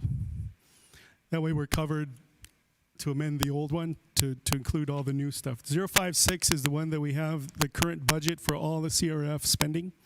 It has all the project listed as a budget. And the next motion actually amends that to add the daycare facility in place of the reserve, which has a remaining balance for the reserve. So, Members of council. Now, Michael, you wanted if we could do for motion number 1, get a motion to amend the resolution SWO 20-049. So moved, or you got a question like Travers?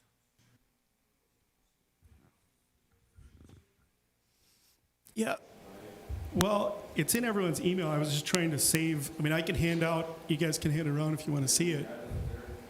I don't have this stuff on the iPad, so. But these are just our older resolutions. Everyone has copies of them in their email, but I was just updating them.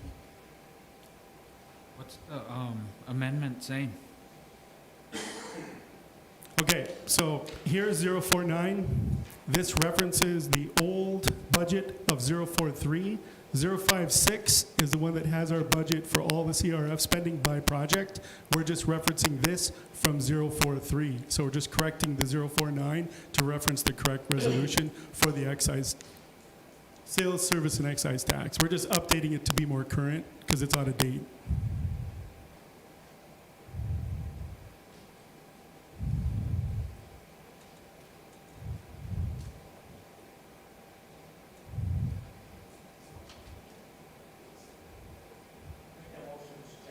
So moved by Khalifa.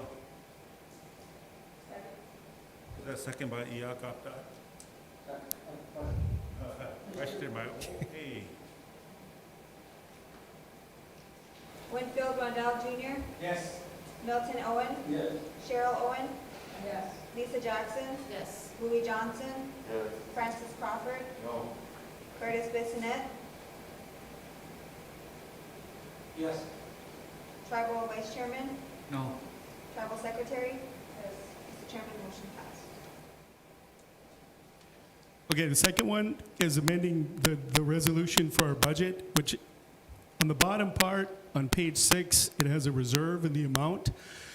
Instead of having just the reserve, we're adding the daycare. So it's replacing the 2 million of the reserve allocation with, in parentheses, emergency COVID-19 daycare facility, which leaves a remaining balance of 15,672 in the reserve. So that's what we're doing, is we're officially adding the daycare project to 056. Question over here by Iakapta. So do we also have to make amendment to the name of the facility or quarantine isolation facility in that same? There was a motion previously made to do that from July 21st. There was a motion made to do that, yeah. It's just adding the daycare to 056, which is our budget for the CRF spending. I'll make that motion, Mr. Chairman. So moved by Iakapta, second by Toka Noa. Question by Khalifa. Lisa Jackson, Yes. Louis Johnson, Yes. Francis Crawford,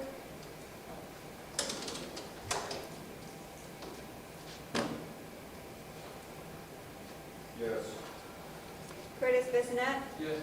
Winfield Rondell Jr., Yes. Milton Owen, Yes. Cheryl Owen, Yes. Tribal Vice Chairman, No.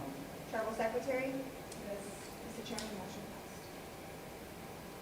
passed. Okay, next on the list, we have 2 service contracts that were drafted. There was a motion made on the 23rd to have Kim Lowe draft service contracts plus the construction contracts for both the food pantry and the daycare facility. So that's what the next 4 motions are, is just approving each one of those projects. The first one, I'll just go through them real quick, is the professional services contract for 28.5 with Turtle Eye Communications, TICOM, for the SWO Emergency Broadband Wireless Feasibility Study. And it's outlined in the SWO Resolution 20-056. That's our governing document. So that one is ready. I actually have copies here. I didn't make copies of everything for everybody, but what we did was she actually beefed up our services agreement because it was missing some sections for contracting that protects us. So it's a bit more beefed up on our behalf. So, and then the other one, the next one is for the professional services contract for $25,000 with Helms Engineering for their preliminary engineering report. And this is the one where they're going to do the study for the wastewater collection and treatment and the water system study for the new jail. What's happening is we have to have dedicated water line for this building plus the new jail, and that funding was going to come out of the, because there was a motion and I can't find the motion.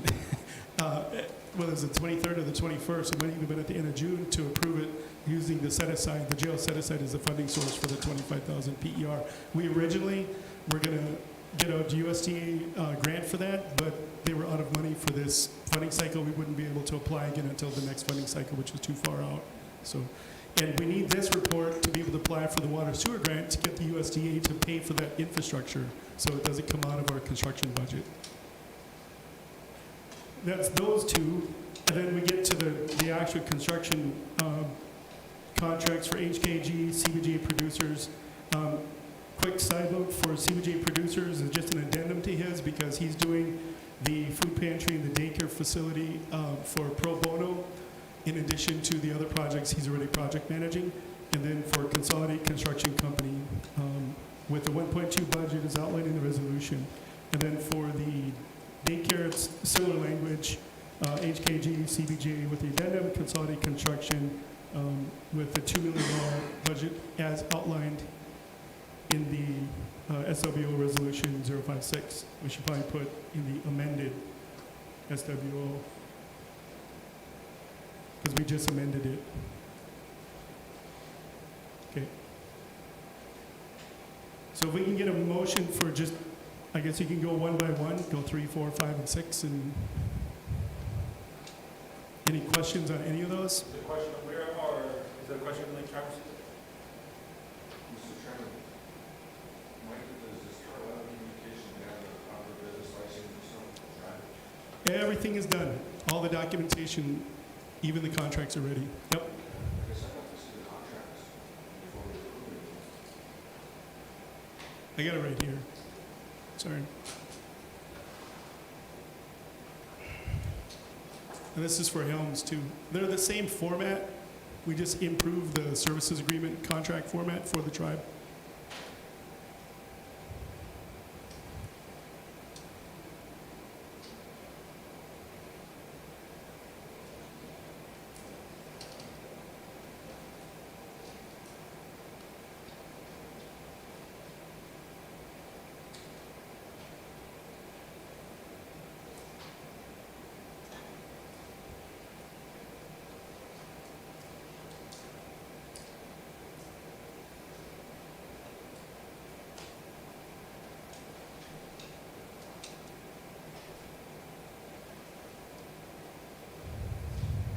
Question, Madam Vice or Madam Secretary. Michael, on number 3, TICOM, is that a sole source contract? Yes. Okay, and also number 4? Yes.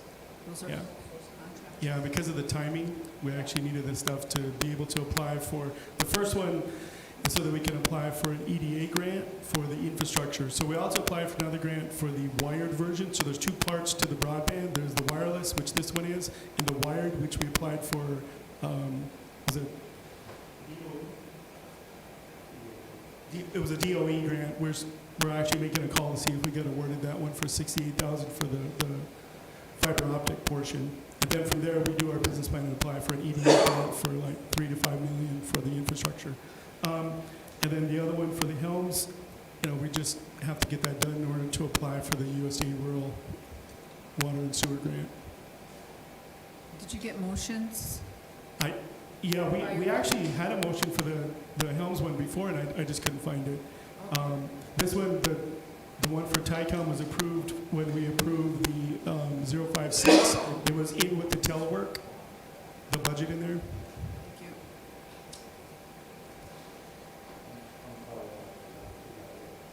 BIA, the grant that we were applying for was BIA grant for the 68,000.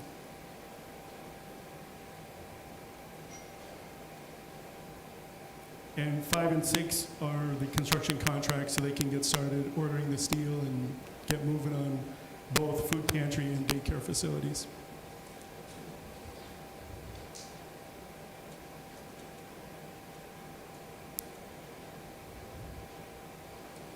I have the Helms one if anyone wants to see it.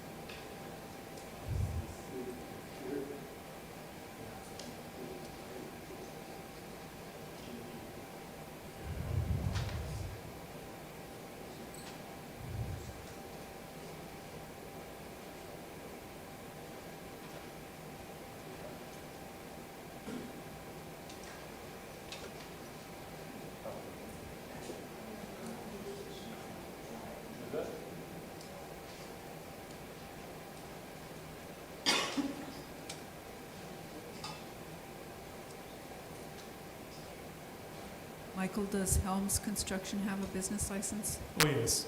Yeah, everyone is taken care of administratively. The other W-9s, everyone has their business licenses. We're ready to go with the contracts. I just want to make sure that everything is done before we got to this point, so. Helms actually bought next year's already for theirs. They have two business licenses.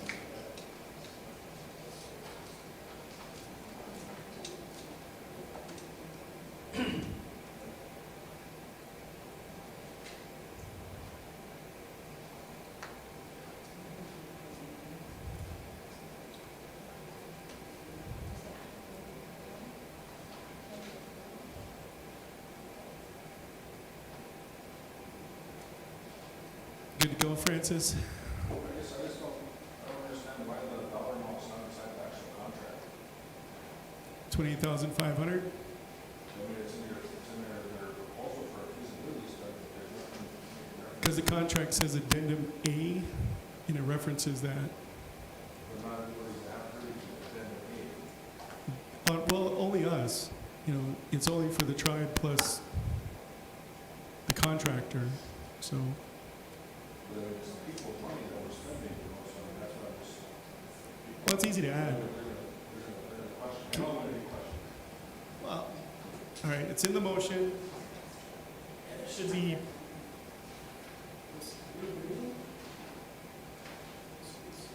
Fees and payments, fixed price, services. Yeah, it's all in the statement of work. If we're missing the total dollar amount in the statement of work, I'll just have it added. So, but everything else is governed. The statement of work refers back to the addendum A, which is their proposal, and that's what governs the document is their proposal pieces for the statement, for the scope of work. So that's why everything is attached in one. So we can do that, just add the 25,000 to the payments. Okay, I'll just add it under services. Let's have Kim Lowe add it.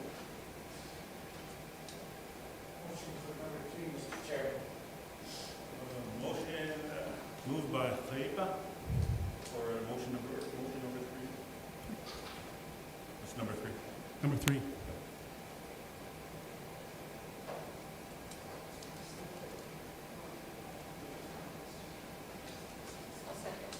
Second by Gapta. Question by.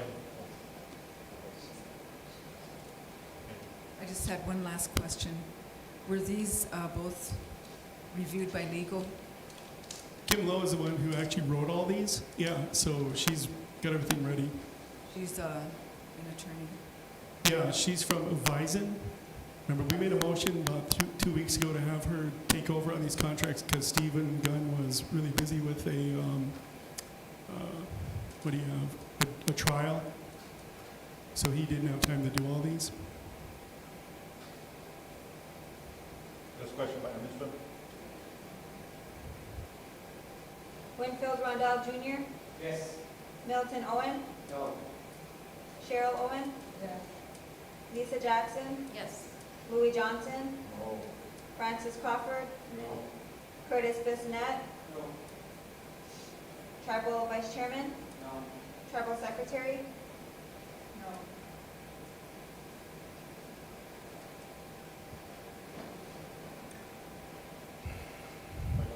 Can I ask why? Because what else are we supposed to do for the feasibility study that it has to be done? I mean, if you're going to vote no, I'd really like, what should I do next then? Mr. Chairman, for myself, Michael, you weren't here when Don Drew presented this, Mm-hmm. and I brought up that we had a guy that was willing to do all this stuff for pro bono, and it wouldn't take 5 years. How Mr. Drew presented it. So in 5 years, we'll have a lot of that here. This company out of Winnebago, Nebraska, was willing to do all that stuff for pro bono. Who's that? Because I'm completely unaware of any of that stuff. No one ever mentioned it. I informed Mr. Drew that he said, well, I'll get his contact information for the guy from Walker Classroom.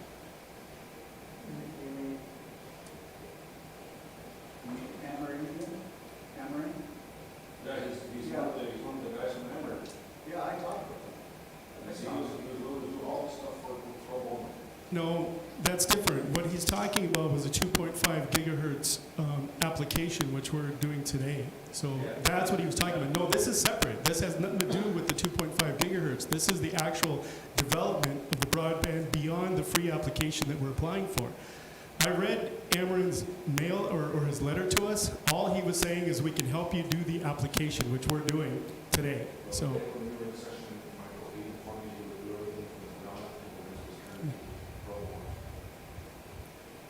How is he going to fund it? So his letter didn't state they're going to do feasibility studies for free. There's no such thing as free, right? Someone has to pay for it either now or later. And his letter never stated that. His letter stated the 2.5 gigahertz free application by August 3rd that everyone keeps emailing us about. Mr. Chairman, if you look in your email, there's like an email every week from somebody offering to help us for free just to do the application. We got the application covered. This is for the actual development to apply for an EDA grant to build the actual infrastructure. You need the feasibility studies. You need two of them, one for the wireless and one for the fiber optic. They have to be separate because the BIA is funding just one of them. They won't fund both. That's why we had to find the money to do them separate, right? So we took the more expensive one and applied for the BIA grant for the $68,000. I asked him twice that day, are you sure everything went down? Yes. Including, I don't know why everyone else voted. Mr. Chairman, can I make a motion to have whoever you're talking about, Lake Travers, meet with council and planning as soon as possible? I'll make that motion within.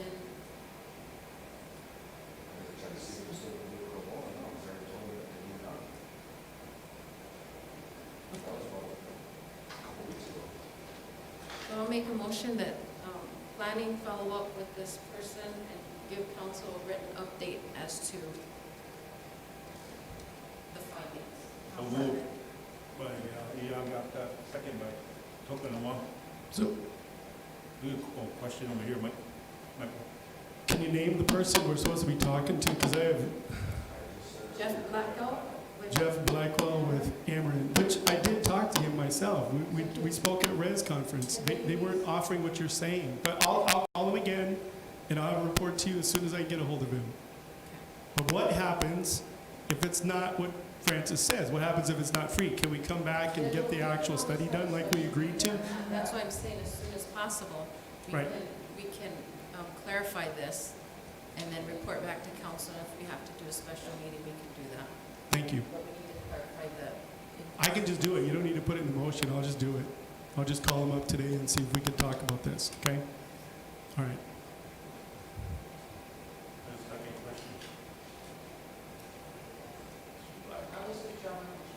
All right, thanks, Willie. Okay. Okay, number 4 is for the professional services for Helms Engineering to do the preliminary engineering report. So we can get the study done to apply for the USDA water sewer grant.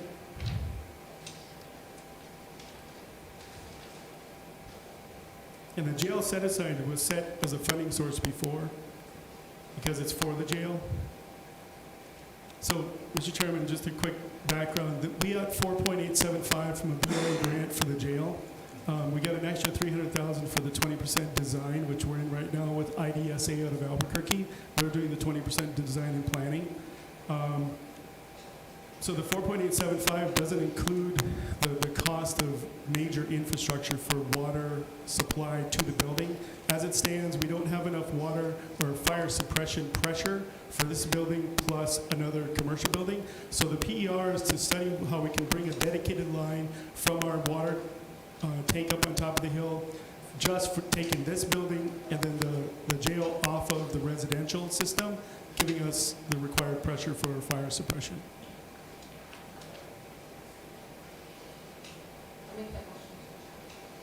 Motion moved by Gapta for number 4.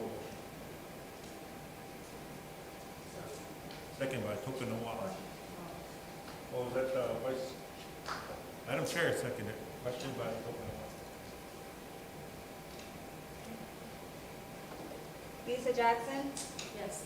Louis Johnson, Francis Crawford, Yes. Curtis Bissonette, Yes. Winfield Rondell Jr. Yes. Milton Owen. Yes. Cheryl Owen. Yes. Tribal Vice Chairman. No. Tribal Secretary. Yes. Mr. Chairman, motion passed. Mr. Chairman, Dean, is that gonna please, language included in the contract, so we don't have to be dealing with, how we would be dealing with the fire suppression system before the original site? Or the requirements that we, if there was a fire in the facility, then that, because it'll have a standalone tank. And within 24 hours of having that fire, that tank had to be replenished.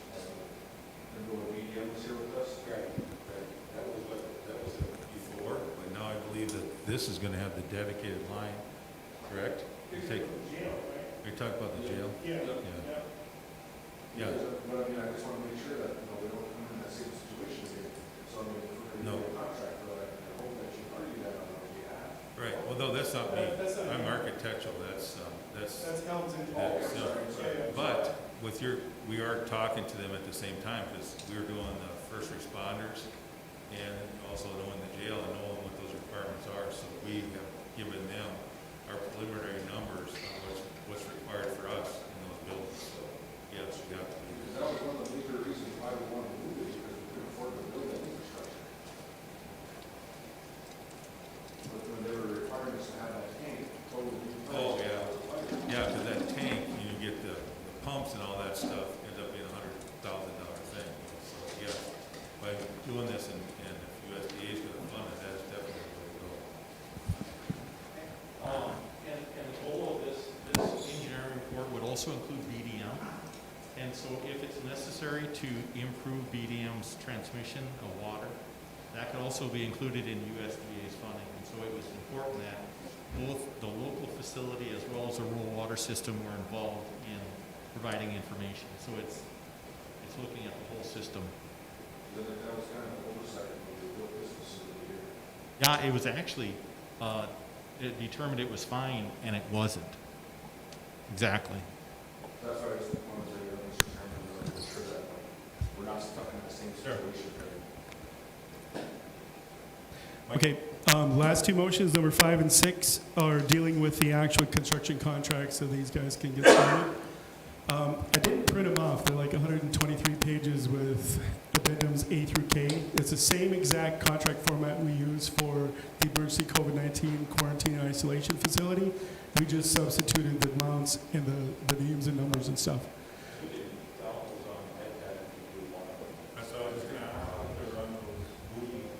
Not the contracts, but we can send them.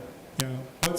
Okay, so the AIA, we don't have the software for the AIA, neither does the attorney, but HKG does and Consolidated does. So we finish the draft, and if that's approved, or if we get a motion to it, they send it to the final version, and then they'll get us the one that doesn't say draft on it, it's the final version. And that'll come for the attorney first.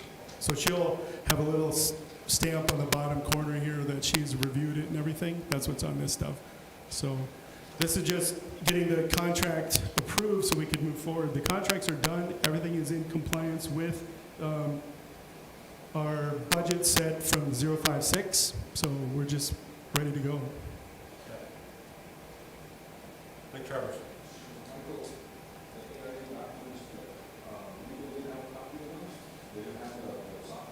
And we don't have a license. You have to have a license in order to amend them. Yeah, the tribe doesn't, because we don't do it enough to warrant paying for the license. For AIA? Huh. Construction management had a license they don't have. I remember that. They've been gone for 4 years. Who would? Oh. We can't give you or even anybody the documents that are for edit. We have to, we're pretty Right. careful about that copy. Yeah, so we worked it out. That would be great, but then we can go back and forth. Pretty sure they did, because we didn't, I had to make a motion here, Mr. Chairman, to allow the housing to utilize that same AI, that software. Well, next time I can check that out. In the meantime, I'll check and see if we have a license for that. We don't use them enough to warrant having it all the time. That's why it's just easier to use their license to just make our final edits. They upload it, take off the draft, and it's done. We did it with the first system. It's actually, we got it down. So everything's ready to go. I just need the motions to move forward, and off we go.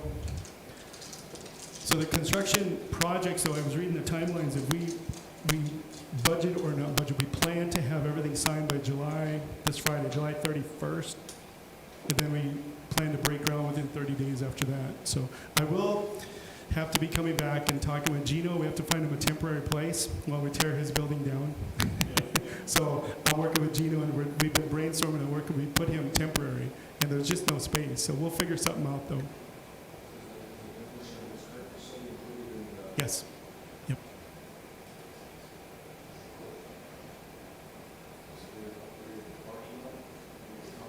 Partial. The drive-through. The drive-through. All right, Michael, you still need a motion for number 5? Yes, please. So moved by Khalifa. Second by OA. Questioning by Token Noah. Winfield Rondell Jr. Yes. Milton Owen. Cheryl Owen. Lisa Jackson. Yes. Louis Johnson. Yes. Francis Crawford. Yes. Curtis Bissonette. Yes. Tribal Vice Chairman. No. Tribal Secretary. Mr. Chairman, motion passed. Thank you. Motion number 6 is the same exact thing except for the daycare facility. Except for what, Mike? It's the daycare facility instead of the food pantry. Everything is the same. Question over here by Curtis. I remember we were talking last time about the daycare, and they had some set aside money. Was that, were we able to use that for construction then? According to Steve Gunn, no, we have to keep it separate. So it can't look like we budgeted to build a building and then use that money to make a bigger one. Potentially, we could use their money for FF&E though, and maybe some of the outside stuff after the building is built. So as soon as we close on the COVID money, then we can use ours to bolster the facility. Yep. But we can't commingle them. Madam Secretary, I have a question. Yes. I have a motion. Oh, okay. So moved by Madam Secretary, second by Token Noah. All right. A question by Iaka. Tribal Secretary. Curtis Bissonette. Yes. Winfield Rondell Jr. Yes. Milton Owen. Yes. Cheryl Owen. Lisa Jackson. Yes. Louis Johnson. Francis Crawford. No. Tribal Vice Chairman. No. Mr. Chairman, motion passed. Well, that's it for me. I do have a couple of motions my staff needs. We did talk earlier about having, and I don't know when the process is to, Daniel will download like the plans, the perspectives, and the walkthroughs for all these projects. And we talked about maybe getting a screen outside, we'll look at doing that for the people. Because the director of the daycare wants, we're gonna do 2 boards. One board for in the daycare to show it, the floor plan, the perspectives, and some of that stuff. And then she wants one here to put in the lobby. So I didn't know if we were gonna, I don't know how we do where we put the TV outside, to start showing people. We just have continuous to show us the housing, the daycare, and food pantry. We'll look at that. So what he's talking about is those little videos, the 3D videos where it kind of like you're in a little helicopter and you fly through the building in 3D. That's what he's talking about. We can also put a link through Facebook or through the Shota online as well to all these projects for the little videos and some of the photos, whatever council wants to share. So, yeah. The big board? Okay. Another thing, Michael, I'm not going to pick on you, but in my administrative, all the programs that I'm going to be working with, is when you have your information that they need to make their decision based on those handouts and stuff, can you get them ahead of time so they can read them before? Right, yeah. So they won't have that dead time that we're waiting around reading everything. Definitely. Let's make those decisions right away. Yep. All right, so I'm gonna remind everybody that, and I hope the exec's gonna remind their programs too. So it'll help council. Yep. Thanks, Mike. We got two more things quick.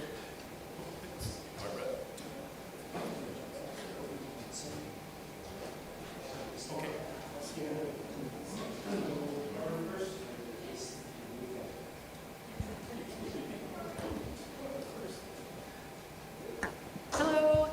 I actually handed it out to you guys. I just need a motion to pay for two of our advertising bills for the RFP for the SW Detention Center. One's for $621, and then the other one's for $4,039.09. And it reflects the motion number 33 that I have in your packet too, that we used, but we paid another bill, and that came up to $2,500, so we didn't have enough money to pay these two bills. So I just need another motion to pay these two that are, oh, yep, from the settlement fund. Actually, it's under the threshold. I don't think you need motions. Well, actually, it was 3,000, and there wasn't enough because we already paid a bill that was 2566, and that was to the public opinion out of Watertown. This one's for the forum, and this one's for Native Sun News. So the issue we had was finance was kicking these back because there wasn't a motion specifically saying that these are supposed to come out of the jail fund, the set-aside fund. We didn't have a motion specifically saying the funding source. So they were trying to take it out of Section 7, but this is specifically for the 20% design for the jail project. So that has to come out of the jail fund, not Section 7. So that's why we brought it, because she needed an actual motion that stated the specific funding source. It kept getting kicked back. That's why these are months old. Is this detention center, is this the one that was for the CFR? Nope, the 20% design for where we hired IDSA from. I was just wondering if it went through, or if it was, we could just pay it out of the CRF. I can't. But if it's not, then yeah, detention funds. Second. Moved by Khaipa, second by Iagapta, question by Toka Noah. Owen? Yes. Cheryl Owen? Yes. Lisa Jackson? Yes. Bowie Johnson? Yes. Francis Crawford?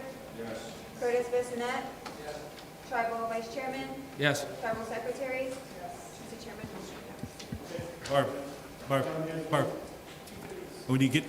can you get with the recording secretary and clarify that motion, how you want it worded on that motion?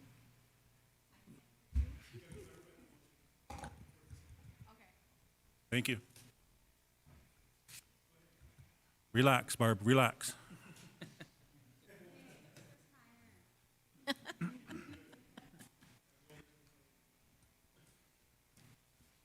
Hello, everybody. New chairman. I've got a business plan here and all the required documents sent by an entrepreneur that is requesting a loan from the Small Business Grant Program for $10,000. His name is Win Warhol, and he's starting he's already in business. He's starting a Win landscaping company, and he's going to do yard maintenance, garden care, tree trimming, and hauling it off property for his customers. He has a quote for $7,100 to buy equipment and hardware for his business. And the small business grant program during the shutdown or the pandemic, it kind of slowed down. But right before we shut down, he was pretty much almost done with his full application, and he got that all into us and meets all the requirements to receive the grant.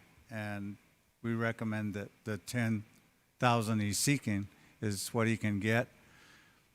he needs working capital for the next couple of months to pay a part-time employee, fuel and gas costs, and his advertising. So, according to the small business program, it says in there that council considers it and basically approves it, I guess. Michael, do you have that money in your account? Mm-hmm. We have it in our budget, but that's not, the budget is just a fictitious number. We have no idea what's actually in our accounts because we don't get the bank statements. So we don't know what's in Section 7. We don't know what's in the WAPA fund. We have an idea based on the budget and some of the motions, but I don't know what's actually in our cash, what actual cash is in our accounts. So the Vice Chairman should be able to find that out pretty easy, though. So on the small business program, we haven't given any grants out because we have a list of folks and we put them on a table with all the requirements in there. Wynn was the only one who actually returned in all of the documents. We have a number of folks who are close. They're not turning in their documents. So instead of just waiting to do them all at once, we'll just do them as they come in. And he's the first one to actually complete the requirements. So he's be the first one. We haven't given out a single one of them since I've been here because people just aren't turning in all the documents. Okay. I was just double checking.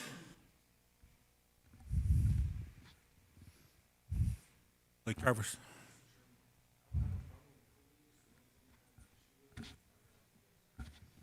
Yeah, I'd like to know too. I'm looking right now.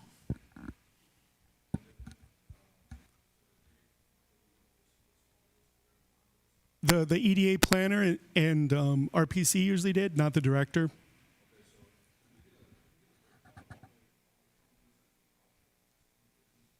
Yes, we're actually putting that report together. It's not a pretty picture, but we're getting it. And the reason we're doing that is because I kind of want to plan ahead. I was thinking more of a CDFI than just giving out free cash. That way we can provide an equity piece and actually help them. If you do a business loan grant or business loan up to like $50,000, that can help a business. A $10,000 grant, maybe your equity piece. So we'll figure out how to leverage that and create an actual business loan fund with it. That's my future plan anyway.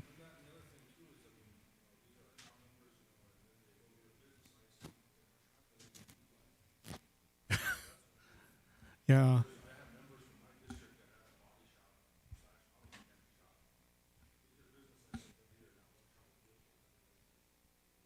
Hmm.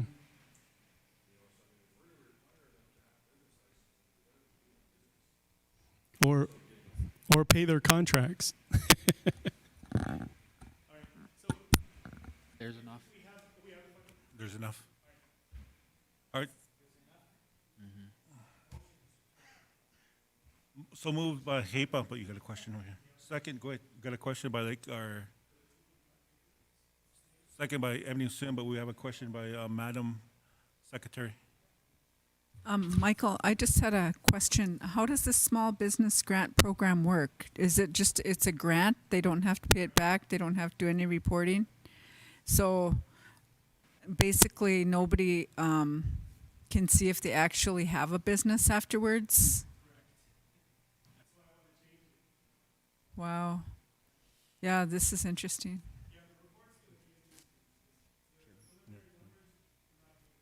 Got Vice Chairman, and on deck we got HAPA. What are the guidelines you're going by? Is it just this checklist, or is there a policy of what they can and cannot use the money for? Yeah, the requirements are all listed down. Checklist is right there. Those are the documents and the things that they have to bring forward. And it's based upon what's been done before. The only thing on there is the LLC, which some small businesses have created, but I couldn't find anywhere in the program where it said it was a requirement. So and it'd be easier to work with an LLC, but Okay, can you maybe email me what you got on that for? I'm sorry. Can you email me what you have on that? Okay. On this? Ripa, you still got a question?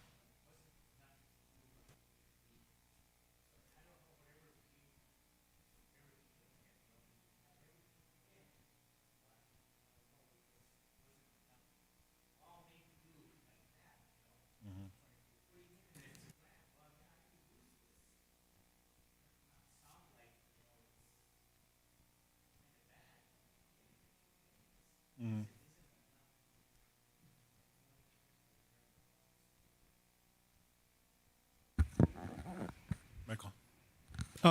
Valid point. So that's kind of what I was taking a look at. So let's say you have a business and you need 75,000, right? Maybe this program could be like the first-time home buyer, because a first-time home buyer, you get a grant, right, of up to like 10 grand, and then you have to go out and get your mortgage. This could be the same thing. If you need a business, if you have a business and you don't have equity, you can use that up to 10 grand as your equity piece for a real business loan with a CDFI or a bank, right? So that's what we're going to look at, one of the options. Yep. Question. Oh, our former vice chair over there, girl. What? Yeah, it was still in our budget too.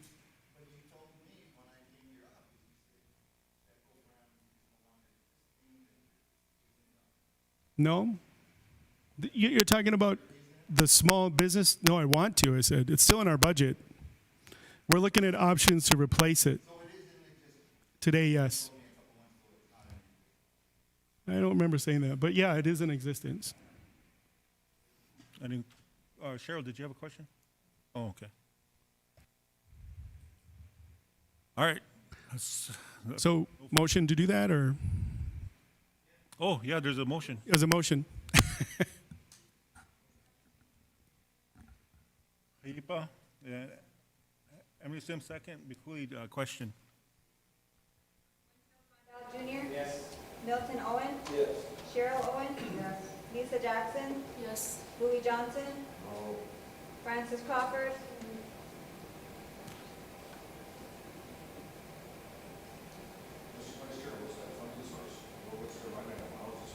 Section 7.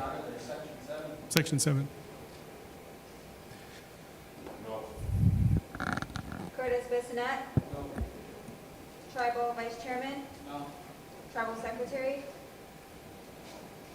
No. Mr. Chairman, motion passed. Motion passed. Okay, last piece, 2.5 gigahertz. Okay, update on the 2.5 gigahertz FCC license application. Actually, I was putting it in right now and came here, so basically it will be done probably by tomorrow morning. The application should be all completed and done with, and it's not due till next Friday at 3 o'clock on the 3rd of August. So I'm making the submitting the application now, so it should be done by morning. And this is just the application for licenses, which is an open tribal window to all tribes to have broadband available for them over their reservation. So it consists of 3 channels, channel 1, 2, and 3, and it is all tied into the feasibility study for fixed wire fiber and 5G. So, and we have 2 grants out for that. And this next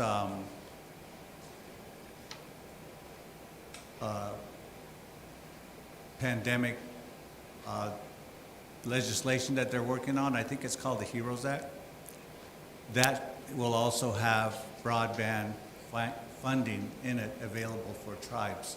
So now that we've got this application in, we get the licenses for the FCC licenses for the broadband, we now have access to that money that's coming in the HEROES Act. And when we complete our 2 studies on the 5G as well as the fiber, it will prepare us to be ready right away. The advantage that we have as a tribe is what we've applied for the license for will come to us free, whereas other businesses out there have to bid on it, and it's quite expensive for them to get that. So we can seal up our broadband airspace, so to speak, and claim that without putting any money in. So that puts us up as an advantage from other companies because they have to put the money up forward and bid on it. So all this is tied together, and it all has to do with the studies that we're doing and the future funding that's coming out. Any questions?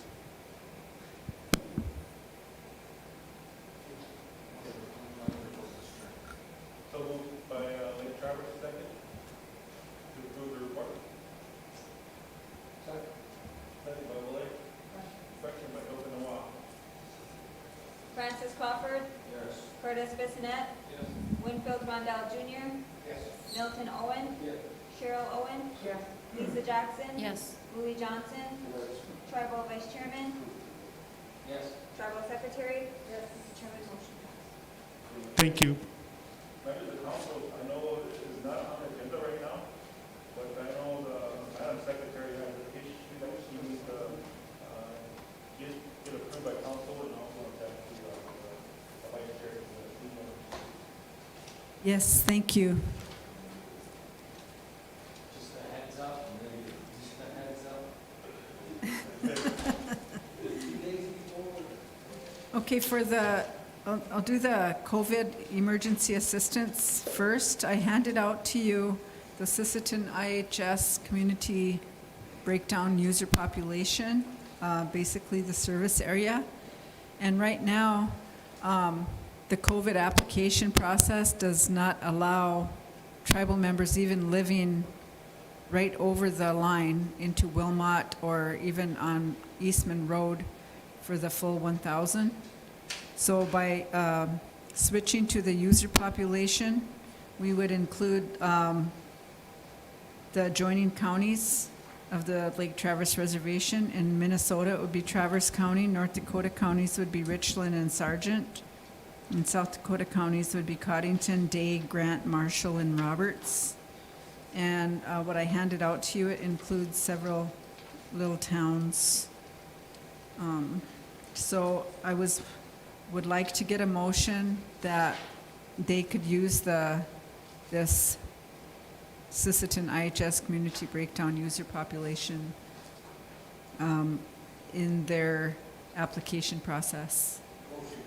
Moved by Mayfield, second by Piatata. Question by Open Noah. Winfield Rondell Jr. Yes. Milton Owen. Yes. Cheryl Owen. Yes. Lisa Jackson. Yes. Louis Johnson. Yes. Francis Crawford. Yes. Curtis Bissonnette. Yes. Tribal Vice Chairman. Yes. Tribal Secretary. Yes, Mr. Chairman, motion passed. thank you. And just one more thing. Do you have a question first? Secretary, so this means that they'll be eligible for the 1,000? Yes. And the second item is the COVID policy for the tribal administration building. And Our Tribal Health Director, Leah Fighton, drafted this, so I'm going to turn it over to her to explain, because a lot of the employees, they want some guidance in this building, so, thank you. Leah? Good afternoon, everybody, and the new chairman. The tribal executives asked me to put this together, I think it was towards the end of June, so I wasn't quite sure how the tribe does their policies. I don't know if it's by resolution or just a motion, so depending on if you want to pass it today by motion, I'll change the top. But the purpose is to implement some guidelines to help spread the spread of COVID. I think, you know, from everything that we've seen on TV, where the first wave is just kind of going right into the second wave. And when flu season comes, I think that we'll definitely see an increase of cases. So I put together this policy, and I also put together, along with it, a face covering policy, and then the employee check-in sheet. Now, they're doing that right now at the front door, but it's kind of, I think some changes need to be made, because security's right there, and then people are all kind of bunched up right there. If we could move security back, so there'd be more people, you know, the employees could come through and get checked and then go to their offices. And then I forgot to mention this, but maybe consider opening the building up to the public from 9 a.m. to 3:30. That'll give a chance for all the employees to get through the line to be checked, and then to leave for the day.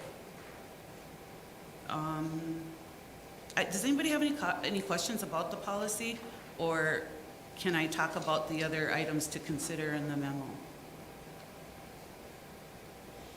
If you could just run through it quickly. The policy? Yes, highlight it. All right, the purpose of this policy is to implement guidelines for the SWO tribal administration employees to minimize the spread of communicable disease, i.e. COVID, in the workplace. This policy is mandatory and will be in effect until further notice. Assistant Watan Oyate operates vital government operations in the SWO Tribal Administration Building to meet the needs of the SWO members. It is imperative that operations continue. To ensure continued operations, the following policy has been developed to ensure the health and safety of employees and their families.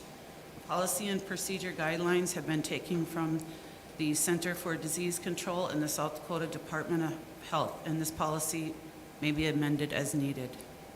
So these are the employee responsibilities, which we're doing already. We're doing this unofficially. When the employees come through the front door, we ask them all these questions, and then their temperature is taken. So what I am recommending, that once the employees enter through the main, well, there's 3 entrances. I thought there was only 2, but there's actually 3. So coming into the winter months, if we could have security at the employee entrances, and then we would purchase those eClear kiosks. They're $4,500, and we've already budgeted them in the CDC grant to purchase them. And that way, when an employee comes through or a tribal member comes through, they'll just stand in front of it, and their body temperature will be read, and we don't have to put, use the when they wave over their forehead. So what I'm recommending is that everybody comes through those doors, and once they are cleared, then they can use their suite doors to exit and enter and leave for the day. But it won't work if people are going to come through their private suite doors. If you come through the employee entrance, I think it'll be easier to check people off and make sure they're okay. And I know that's going to be difficult for a lot of people, but like I said to the tribal executives when I first presented it to them, when influenza season comes, and if people don't get their vaccinations for influenza, if they should happen to contract influenza A or B or both, some people get both, and then they get COVID, it could really be serious for them. So, I mean, if we're going to implement a policy, then it's going to be strict and it'll be changed for everybody. But I guess that's up to the council, how you want to handle it. And then the employer responsibilities, well, it talks about hand washing practices, social distancing. I'm recommending staff meetings will be limited to no more than 10 people, and that's what I recommend for my staff already. The employer responsibilities will be to screen all the employees, provide masks to employees and guests, I should say, who don't have them. Provide hand sanitizer to all offices and suites, provide cleaning products for personal work areas, implement sanitation and cleaning policies with schedules for all employees to see.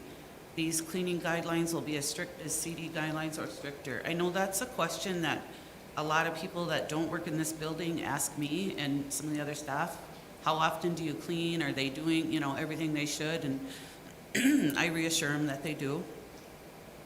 But I'm not sure if they have a policy on how they go about, spraying down the building, especially if someone that came in that was infected. And then the last one is to ensure flexible sick leave, COVID leave for those employees that are positive for COVID or quarantined due to being exposed to a COVID-19 positive person. I myself have been quarantined twice. I have not contracted COVID, but my family has back in May, and so I was in quarantine. And then just recently at the end of June, I was exposed to a positive person in this building. And the South Dakota Department of Health did not tell me who it was because of HIPAA, but I was in quarantine then. So I think it's important that there's flexible leave policies. Otherwise, people are going to come to work sick. I feel like that's something that should come from HR and maybe present it to the directors and let them review it. And that's kind of getting into my memo before it comes to council. Do you guys have any questions about the policy? So in the memo on top, some of the other items to consider as we prepare for the second wave and influenza season is to encourage all employees to get influenza vaccines beginning October 2020. And I can get with community health education to schedule a clinic out here for the employees to get the vaccines through public health nursing. I recommended to the secretary to make that mandatory, and she said no because she don't believe in them. So we can encourage. I recommended that it's mandatory that all employees get the influenza vaccination, and she wasn't really in support of it, so I'm not going to push that. A lot of people don't believe in vaccinations, and I respect that. So, and then an IPA assignment. I forgot to spell out what IPA means, but it is an Intergovernmental Personnel Act where you can request a doctor or a nurse or any type of federal government employee, either through the BIA or IHS, to be detailed here and paid through the tribe and your 638 contract. I have no idea what the winter is going to bring, and if we have that in the contract and in the employee handbook, then it'll be easier for the tribe to request an IPA assignment of even a public health nurse, right from Woodrow Wilson.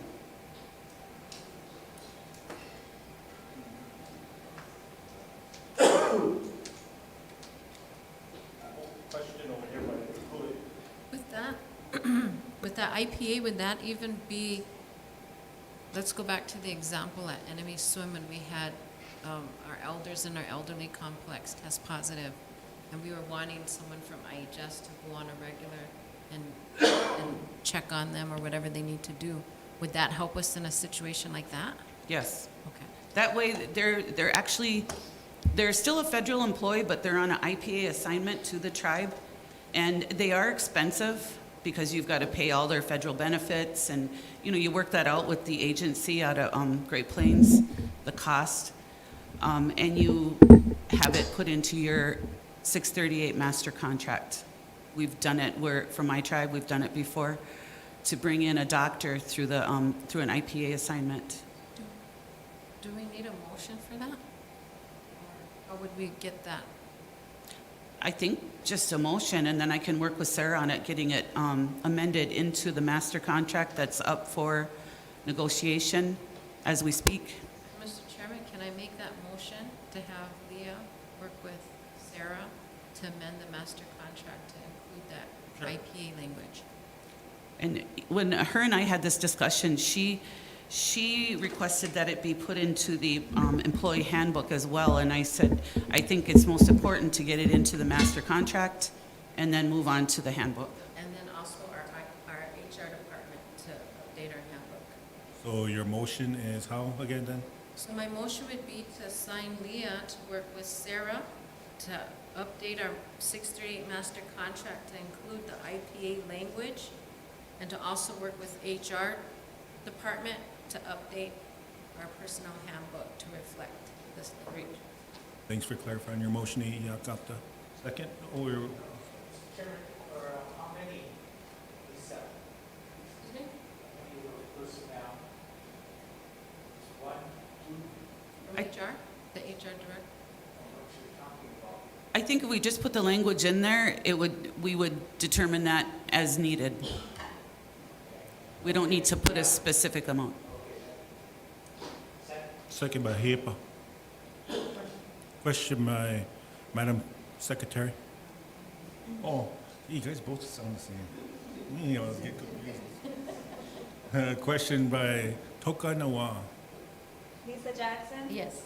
Louis Johnson? Francis Crawford? Yes. Curtis Bissonnette? Yes. Winfield Rondell Jr.? Yes. Milton Owen? Yes. Cheryl Owen? Yes. Tribal Vice Chairman? Yes. Tribal Secretary? Yes. Mr. Chairman, motion passed. Thank you, Council. Thank you.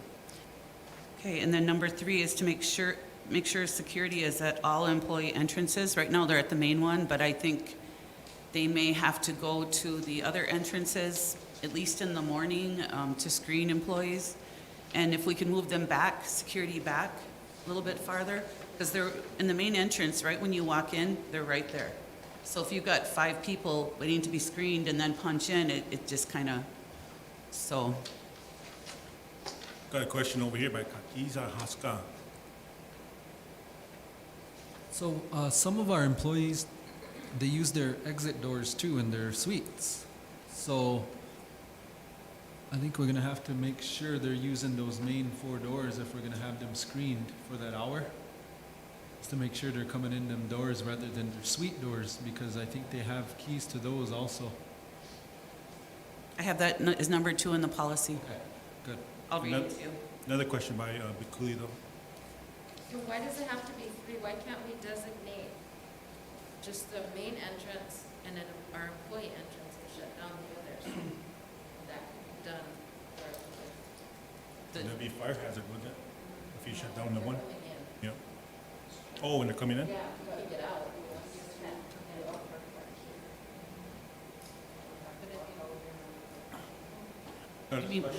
You mean one entrance for all of the employees? For the employee,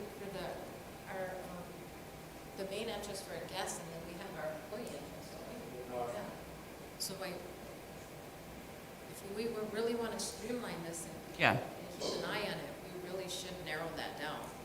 And we just all have to do the extra walk and do our part to participate in that. But And I considered that when I first wrote it, that everybody should come through that main door, and then, once they're cleared, they can exit out of any door.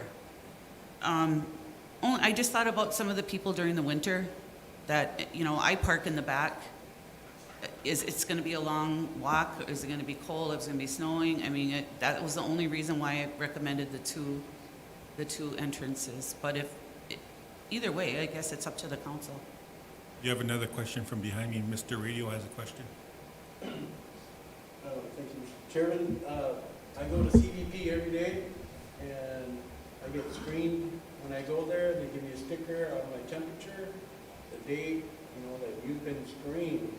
So that means if I go there and I have to come back later in the afternoon, I still have that sticker on, which allows me to come back in without being screened again. And with the high volume of people in the tribal office, I think that should be something of the norm here to get that sticker on, because then we know that you've been screened and I could, converse with you. Otherwise, stay away from me. If you don't have that sticker on, you need to go get screened. Just my thought. In number 2 of the policy, it says all employees are to enter the building through the main entrance to be screened by security or a designated person. Once the employee is cleared, they will be given a sticker for the day and may use other entrances to exit. So, and I agree with Mr. Wilson. If we're going to do this, then let's do it. Let's do it right. You know, unfortunately, it's the asymptomatic people that are the most contagious. So all of my kids and my grandkids were asymptomatic. They all had it. Let's see. So number 4, remove the public water coolers and the public coffee stations during influenza season. Those are kind of breeding grounds for spreading viruses. I don't know if that's something that the council or the executives want to consider. And, you know, people can have their own coffee machines in their suites, but to have them out in the public may not be a good idea. And then enforcement of the policies. These policies won't be any good if they're not enforced. So, you know, I spoke to my staff a lot about how to go about enforcing these policies, and I spoke to the secretary. Is it up to each individual director and supervisor to enforce the policy? It's, I guess, should we submit should we write a policy, have HR, and then have the directors an opportunity to put input, and then have the tribal council or the executives approve? One thing that we are working on with that, CHE got an additional $150,000 in that CDC grant, and they weren't expecting it. So what we are working on now, and have a meeting pretty soon here, we are going to write in the budget to issue an RFP to have somebody draft a new, revise the current public health code, which is from 1982. So it'll be updated, it'll address all this stuff, and they'll actually be the enforcement piece. So that is coming. It's going to take, you know, a couple of months to get that put together, get that budget approved, and get the money drawn down, and then, you know, issue the RFP. But that's something that one of my departments is working on. So, and then of course the flexible leave. You know, I know that the tribe has been very generous with administrative leave since March through the whole pandemic, and allowing people to telework, and, you know, everybody's appreciative of that. But there is a federal law under the Families First Act, the first act, that 80 hours of leave is given to anybody that has the virus or is taking care of somebody that has the virus in their home. So that's automatic. And then how are we going to handle anything else, you know, down the road? I guess that was kind of my concern. So if that's a policy for the 80 hours, who pays for that then? Comes out of their program budget. It was something that was written into the Families First Act, that all employees would be guaranteed 80 hours through their employer if they should contract the virus or have a family member or in quarantine. Okay, so say ET demo, somebody came up positive, they got to go home, they don't have leave, they can get that leave through their program? Yes, there should be a policy from HR that talks about the COVID leave. Okay. The Families First Act. I asked Leah, and she was going to visit with Dinah Chanku to draft a policy for the Sistan Wapton Oyate personnel policies, because we don't have a pandemic policy within our policies. So I don't know how far they got with that. but Haven't- that was something to get drafted, so we can take a look at that. You know, I understand that there's not an HR director right now, and, you know, I have experience working in HR. I can help with that. Would you prefer that policy before you pass the one that I've presented, or? The other thing I wanted to mention was I like the idea that after you do these policies, you open it up for the managers to have their input too. I think that's very important to do that. So everybody has, you know, input in this, and you guys can make a decision collectively. So. Okay.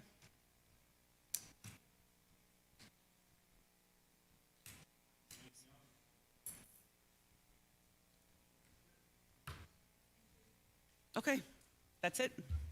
Thank you. Thank you, Chairman.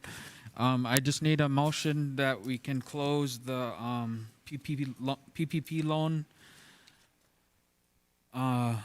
account because it's at 0, and then also close the Justice Center project escrow account.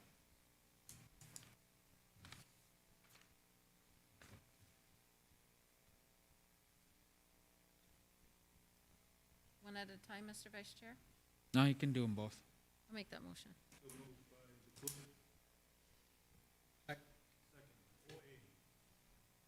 Question.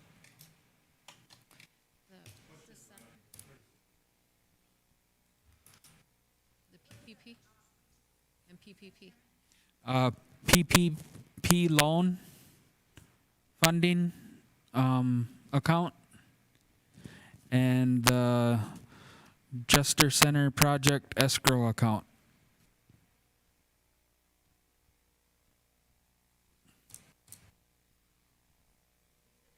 Yes. PPP funding account. It's done.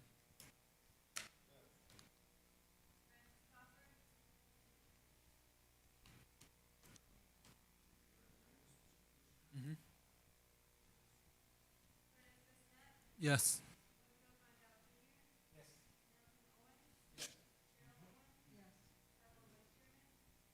Yes.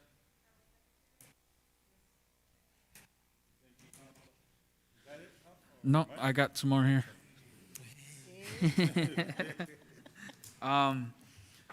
Also, interim chairman, we had a meeting with secretary, and Gary came in, and there's no funds left for the inmates of our justice, our police department. So if we can get a motion that the chairman talk with the BIA on getting more funding for our inmates, because as of right now, we are, I think, what did he say? About 200,000 we need to finish the year? Yeah. So a motion for the chairman to go after some more funding for our inmate costs.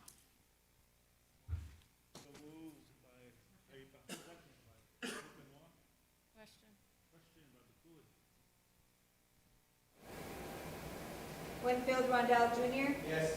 Milton Owen. Yes. Cheryl Owen. Yes. Lisa Jackson. Yes. Louis Johnson. Yes. Francis Crawford. Yes. Curtis Bissonnette. Yes. Tribal Vice Chairman. Yes. Tribal Secretary. Mr. Chairman, motion passes. Also, I got a call from Dakota Bank wondering if we want to extend that line of credit. We never said if we wanted it or not.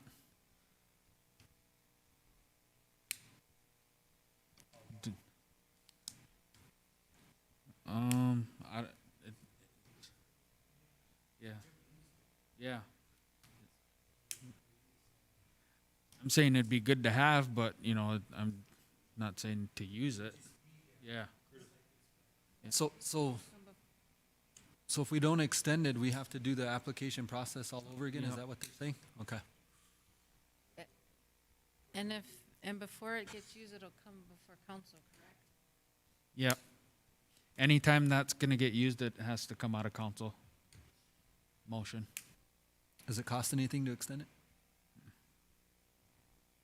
What are they recommending? Just that I go in there and sign papers. I mean, is there a time frame? She wanted me to do it last week. No, is there a time frame to how long we can extend it to? Oh, I can find out. Okay. But if I can just get signature authority to do the extension.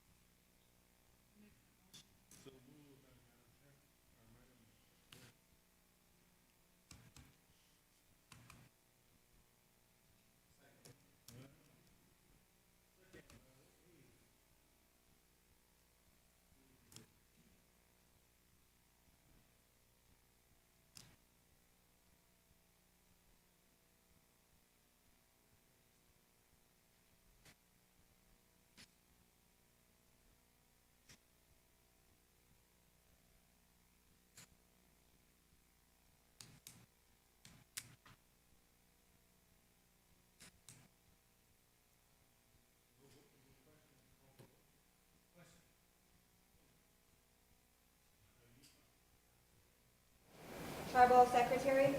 Yes. Curtis Bissonette? Yes. Winfield Rondell Jr.? Yes. Milton Owen? Yes. Cheryl Owen? Yes. Lisa Jackson? Yes. Louis Johnson? Yes. Francis Crawford? Yes. Tribal Vice Chairman? Abstain. Mr. Chairman, motion passed. Last one, radio stations here. They're requesting to get their, on what do we call it, their drawdown, I guess, that we gave them. They have no funding source or whatever whatsoever, just that we had the spending freeze and the money would come out of tribal operations. It was budgeted for, they're just requesting. It was what, 50? 75. 75. $75? I wish. Million. What did you say? Did I tell? This is for their operating?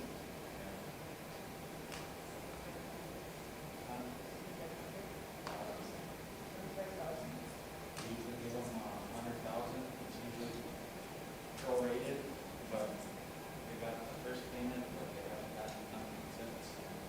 The last quarter is actually coming up.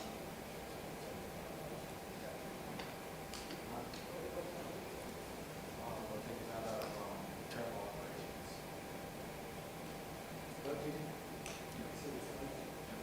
Motion, Mr. Chairman. So move at 8 o'clock. Second by Curtis. Or did you meet him really? You finally spoke. Give it to Louis, we won't hear that too often. Question, Curtis.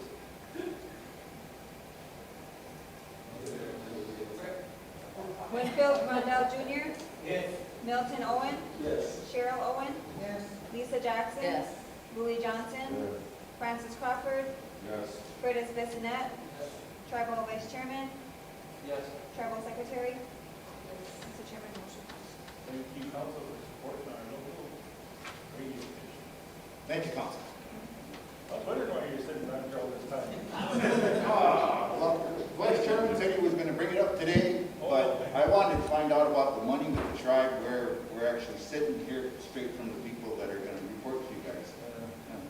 Good job, Chairman. Question, Madam Is it possible then that the radio station do a monthly report?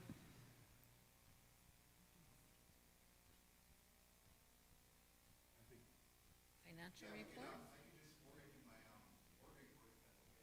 Yes, something. Board and financial, or just?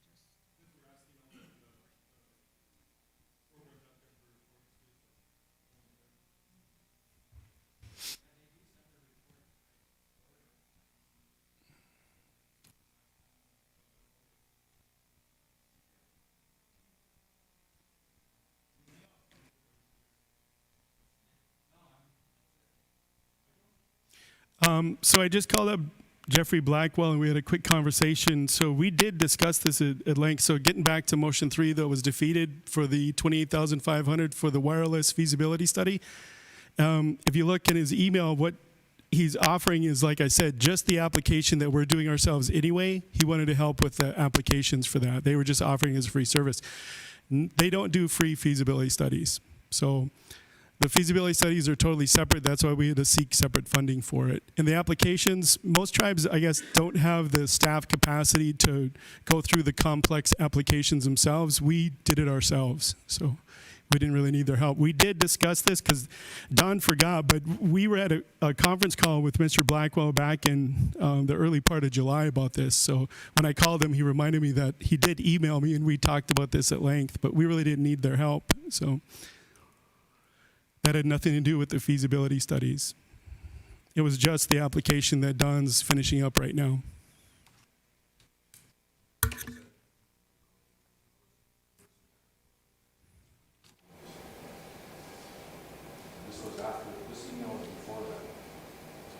Yeah, I just got off the phone with him. They don't do free feasibility studies.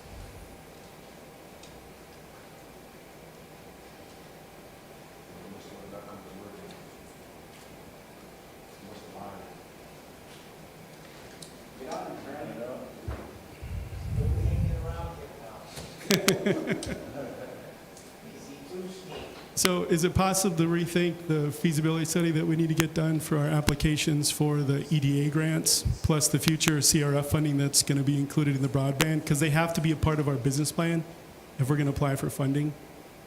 I'll make that motion. Motion number 3 that was defeated because I was supposed to call. Question by Iagapta, question by Tokanoa. Go ahead, Lee Travers. Mr. Chairman, I'm the only person that brought this issue up. There was other council reps that wanted to know this. I don't think this is the same reason why they voted Yeah. no. Yeah. Are you on board now, or? I mean, No, I'm just saying that. Okay. The reason why I voted no is Right. you asked council Right. Yep. to explain to you. I explained my vote. Thank you. But the rest of the council did, so. Okay, I agree. Yeah. I'm not the ringleader here, so. Didn't say that, but no, and thank you for that. So I'm not the ringleader here.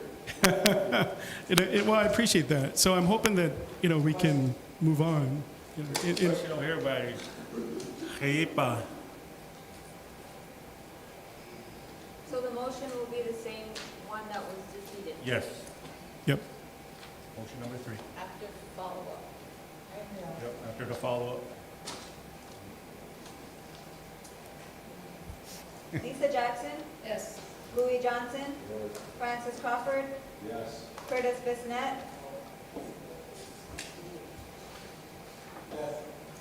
Winfield Rondell Jr., Milton Owen, No. Cheryl Owen. Yes. Tribal Vice Chairman, No.